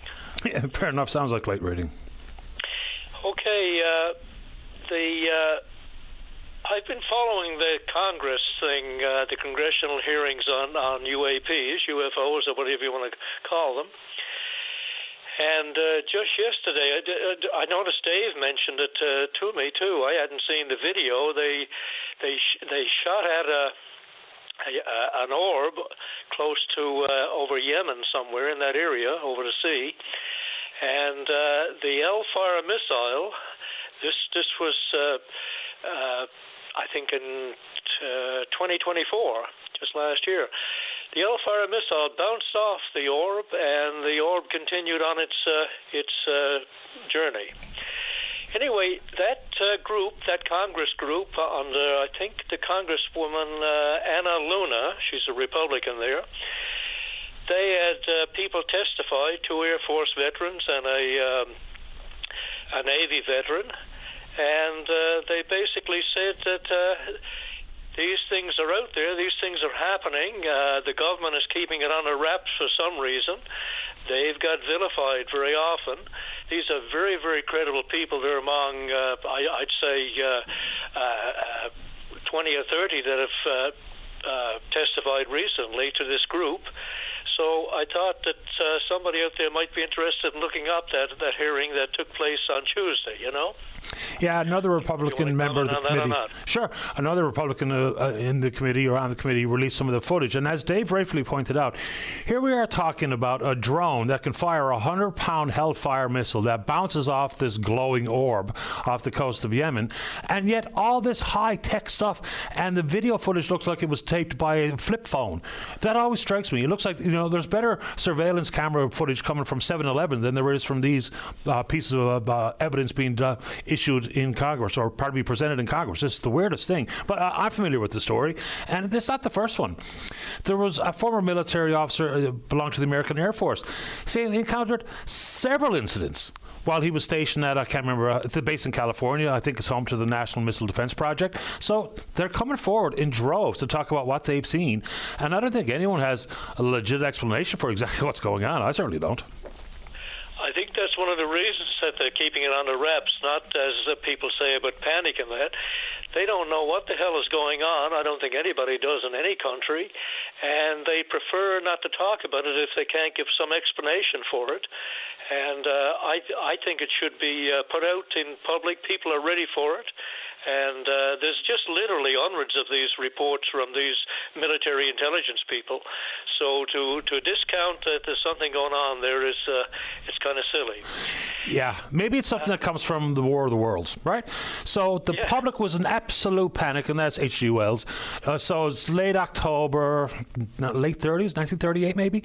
So it was just a radio broadcast, and listeners who tuned in thought they were listening to a real-time coverage of a real alien invasion. The place went bananas. The people were fleeing from their homes. Switchboards were blocked. All the roads were congested because of a radio broadcast of a fictional possibility into the future. So maybe War of the Worlds is still playing a role here. Well, I don't know, but if they came out and said these things are happening, if they announced it officially, I don't think there'd be any more reaction than you're getting from these reports. Probably not. These whistleblowers are giving now. But anyway, last thing I want to mention is the election coming up. Have you noticed that not much is being said about the debt load being carried by this government and by us. Have you noticed that? Not really, because, I mean, whenever budgets or annual statements come out, the first thing out of my mouth is debt and deficit. So, I don't know, maybe I just think about it differently. I'm sorry, I'm talking about government people on either side, PCs or Liberals. They don't talk about we're going to try to balance the budget or how bad the debt load is and so on. I've heard many of them, and this is certainly not being talked about a lot at all. But and the shenanigans they're playing with that tobacco money to make it look like that we don't have the debt load that we carry, that's really something as well, right? Yeah, there's renewed audited statements that we're going to talk about tomorrow for sure, and that's a big issue. There's probably a reason why neither of the so-called two bigger or major parties are talking much about it, because they both have a pretty tattered history on exactly that front here. So I'm happy to talk about it, and I'm happy to put it to them. And I think the whole concept of a balanced budget, I mean, that's the unicorn kind of stuff. I mean, just look at it. For a $692 million deficit, we had to borrow $4.1 billion to make that happen. We had to include about $400 million of big tobacco to make that happen. So balanced budget, I think, is pipe dream stuff. Even if people would love to see it, it's just not a reality anymore. Yes, I would be glad if they would talk about trying to get spending under control, because, as you said, that's not going to happen, the balance thing, for quite a while. But they just stay clear of that because they want to tell people that we're going to do this for you and that for you. I guess, in essence, it's us people that are the problem. They're just representing our views, right? We don't want to talk about it as a taxpayer very much either, but anyway. No, because we're all petulant. We want what we want when we want it. Exactly. Anyway, thank you, Patty, for taking the call. Talk to you again soon. All the best. Bye-bye. Thank you. Bye-bye. All right, let's go with line number 4. Good morning, Tina. You're on the air. Hi, Patty. Thanks for taking our call today. No problem. Especially to all of your staff in the news. They've done a great job of covering it. I'm calling about the rally, Safe and Sound rally, that's happening tomorrow, province-wide.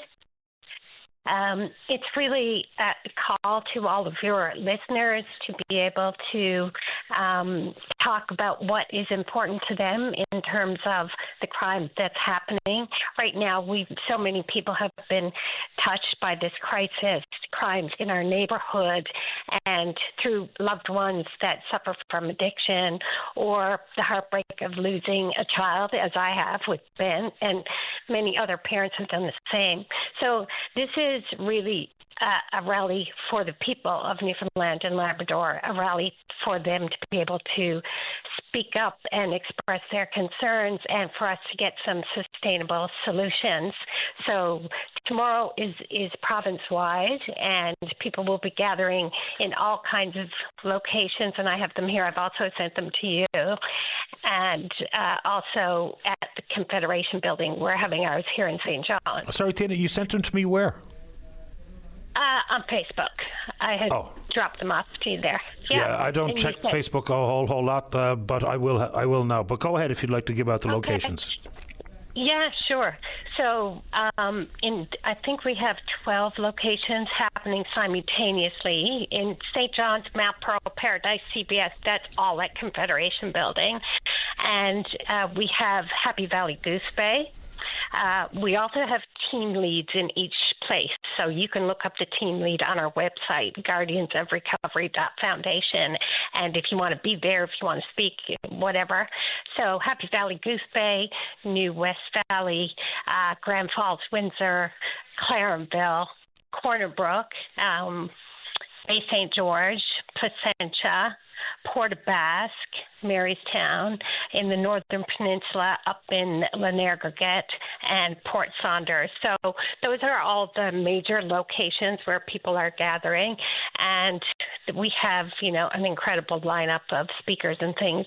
For example, in St. John's, we're going to have Chantel Stagg, who lost her brother, the 14-year-old Axel Martin, who was recently. Actually, I think we got the facts a little bit off yesterday, but Axel's case is the one that's actually going to court, where someone is going to be charged for murder for the first time.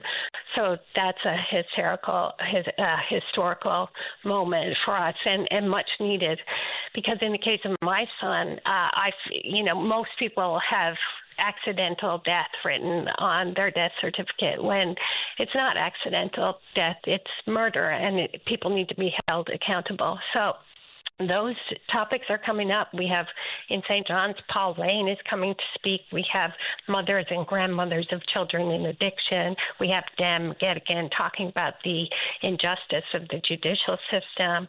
Tom Davis, of course, who's a stark advocate for safe streets and recovery, and many other speakers at each destination. So there's speakers, there's, concerned citizens, and this is really an invitation for everyone around the province who is sick of the crime and sick of, no oversight in our drug ban shelters, to speak up and say, this is not the trajectory of our province. We want to be able to focus on solutions, long-term solutions. We want to be able to have drug dogs at every port of entry.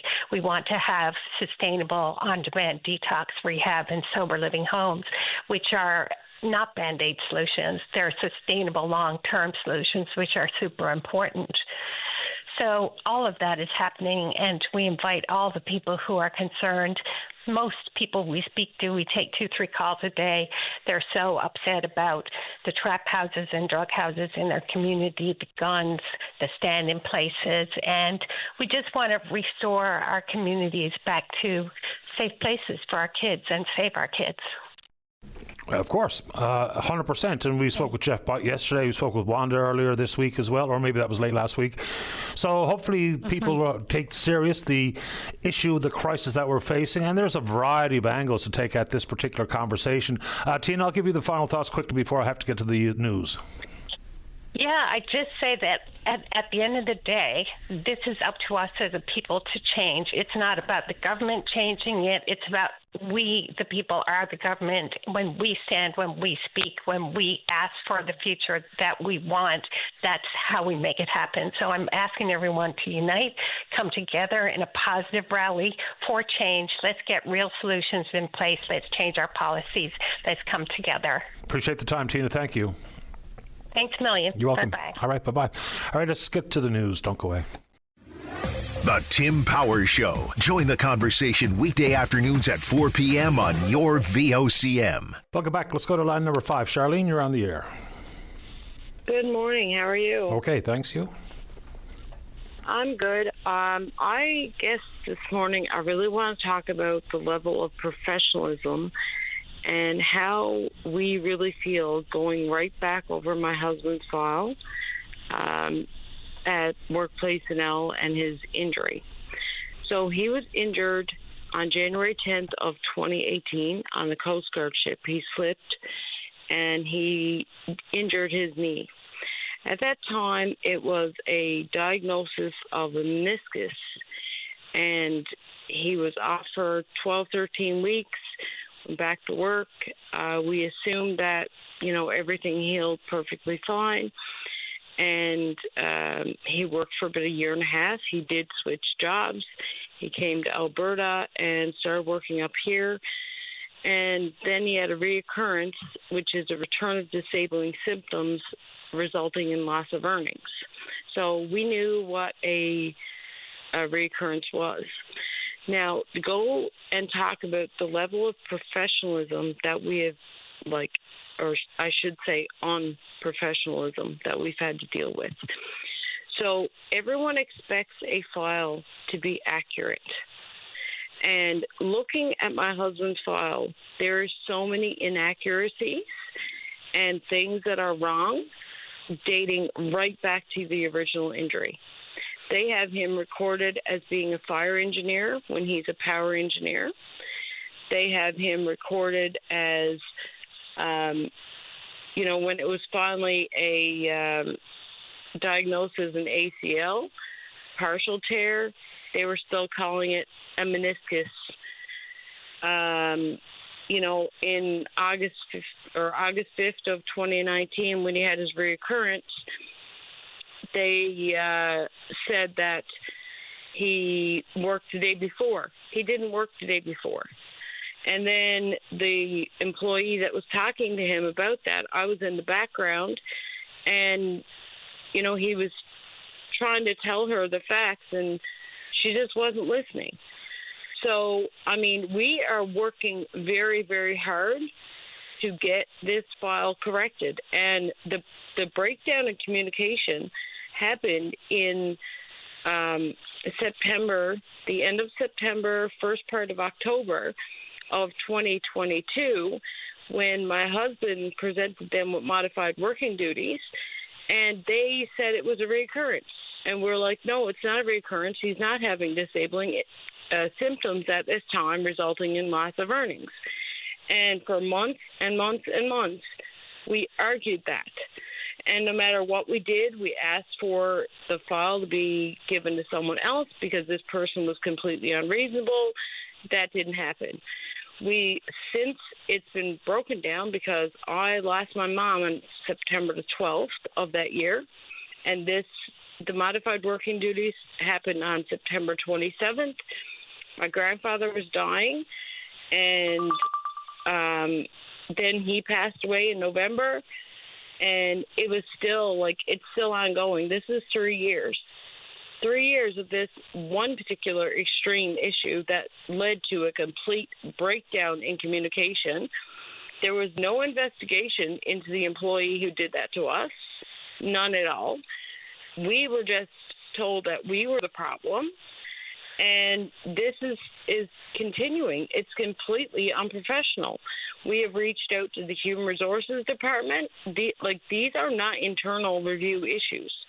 These are issues with a legal document that has inaccuracies right from the start of the injury right up until today that we want corrected.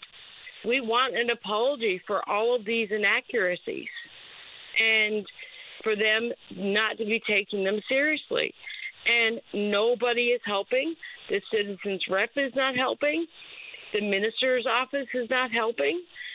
The MHAs are not helping. It's ongoing. And I am so tired. I am a professional. I understand the pattern that these here, in an office setting, when these things happen, they should be taken very seriously. And our case in my husband's file is not taken seriously. I should never have been put on zero tolerance. I know I lost my cool. However, that should have been investigated. What caused her to get to that extreme? It should have been a discussion. It's not. There is no discussions happening with workplace personnel with regards to what's going on and how far back the issues go. We've sent emails to them. We have tried our very hardest to stay cool. I don't understand how anyone stays cool when you've got a file that is full of complete lies and inaccurate information, and you are fighting tooth and nail 3, 4, 5 years later to get these corrections done, and you're still getting the runaround and silence. This is completely 100% unprofessional. It is unprofessional. I have a background in business administration accounting. I have a huge background in I do have a background in computer support as well, but I also have a huge background in customer service. This is not good service from anywhere. And underneath Section 7.2b of the Workplace Health and Safety Compensation Act, Dustin is supposed to get services covered no matter what. If he requires a particular caseworker, if that's what he's asking for as a service that he needs, then that legislation makes sure that he has provided that. And no one is listening. No one is listening. So at this point in time, I'm just calling you to let people know that, we are trying our hardest to get a file corrected. We are not looking for money that he doesn't deserve. We're not looking for things that he doesn't deserve. We're not looking for any extra money at all anywhere. And the last time I called in, I don't believe you were there, but the last time I called in, I got feedback saying, they don't have the right to just answer you yes or no if that's your questions. However, those questions are very important because on September 27th of 2022, that was modified working duties. At that time, they were supposed to be having a conversation on what his loss of earning capacity was as a result of those modified working duties. That conversation didn't happen. They just turned it right into a reoccurrence. And then the reoccurrence turned into a incident, or maybe a possible reoccurrence or a possible incident on January 24th when he finally signed the Form 6 that they were arguing he needed to sign. We told them that this was what they were going to do. I knew what they were going to do with it, and they proved me right because every single time they did exactly what I said that they were going to do, and it's all not correct factual information. Well, it should be. I mean, no one's going to doubt that it should be accurate information captured in reports regarding an injured worker, of course, and agreed and understood. A point taken, and I appreciate your time, Charlene. I have to get to the break. Is that okay? That is fine. Thank you very much for listening today, and I hope everyone out there helps us because there's a petition with 70 names already. If you can look it up, it's under my Facebook account, Charlene Blake. Okay. It's on my TikTok account, Charlene Cat, CHARLENE KATT. I mean, it's everywhere, and I would really appreciate the support. Thank you very much. Appreciate your time. Good luck. All right, final break of the morning. Don't go away. Welcome back to the show. Let's go to line number 1. Mike, you're on the air. Yeah, hi, good morning, Patty. It's Mike Murray here. Welcome to the show.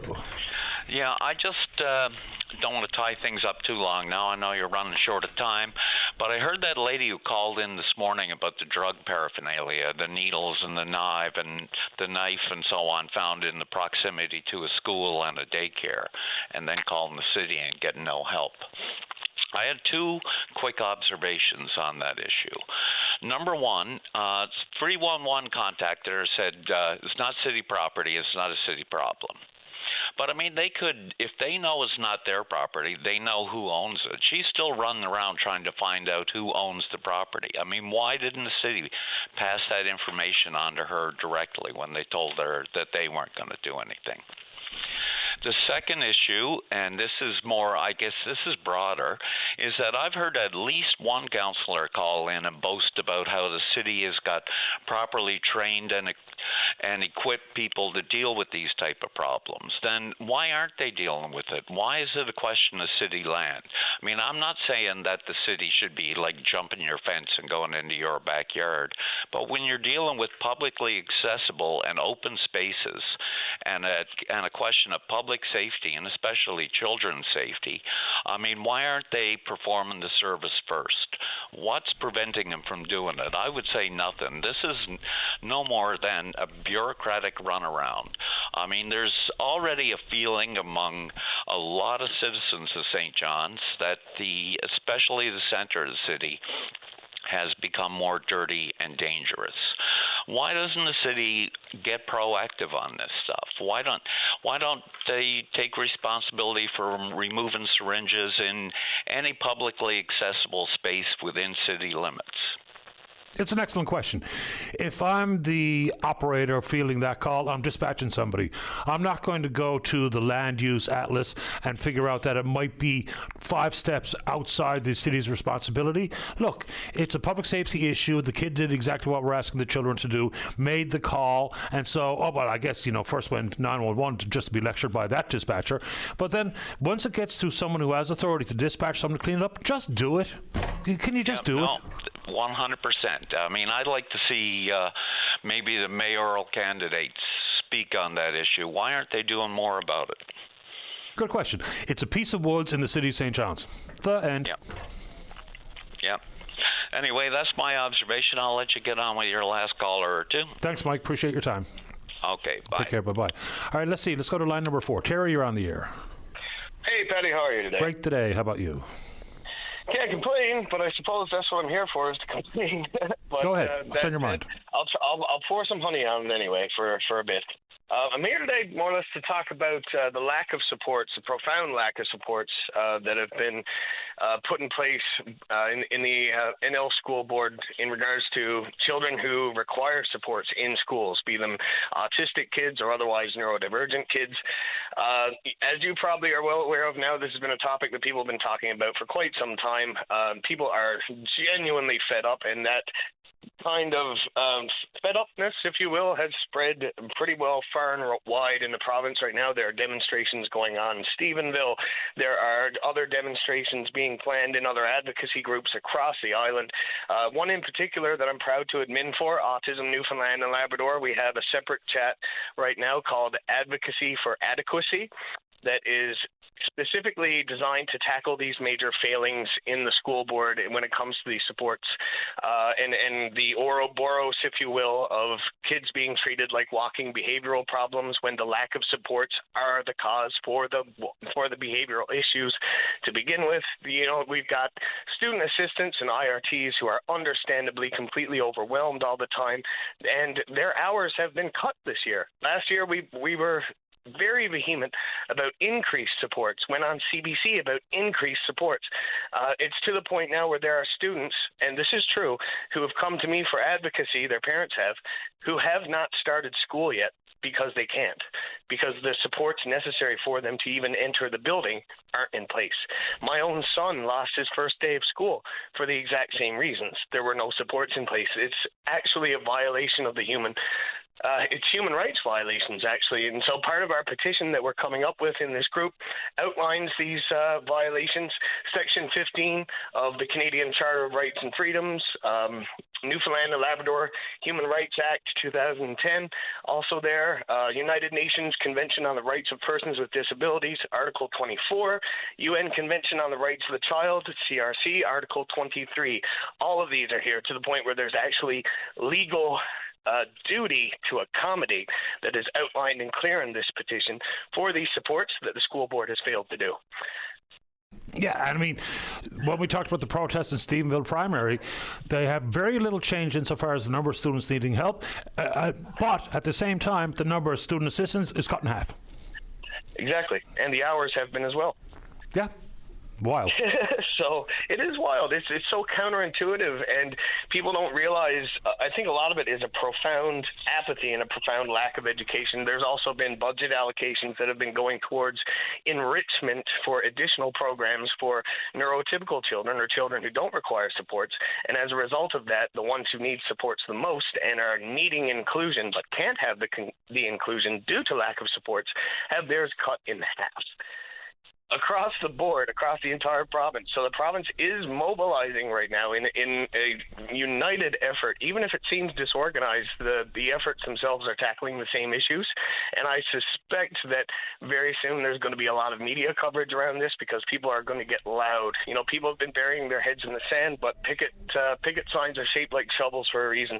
It's gotten to this point, and there's big change ahead. Well, there needs to be a big change ahead.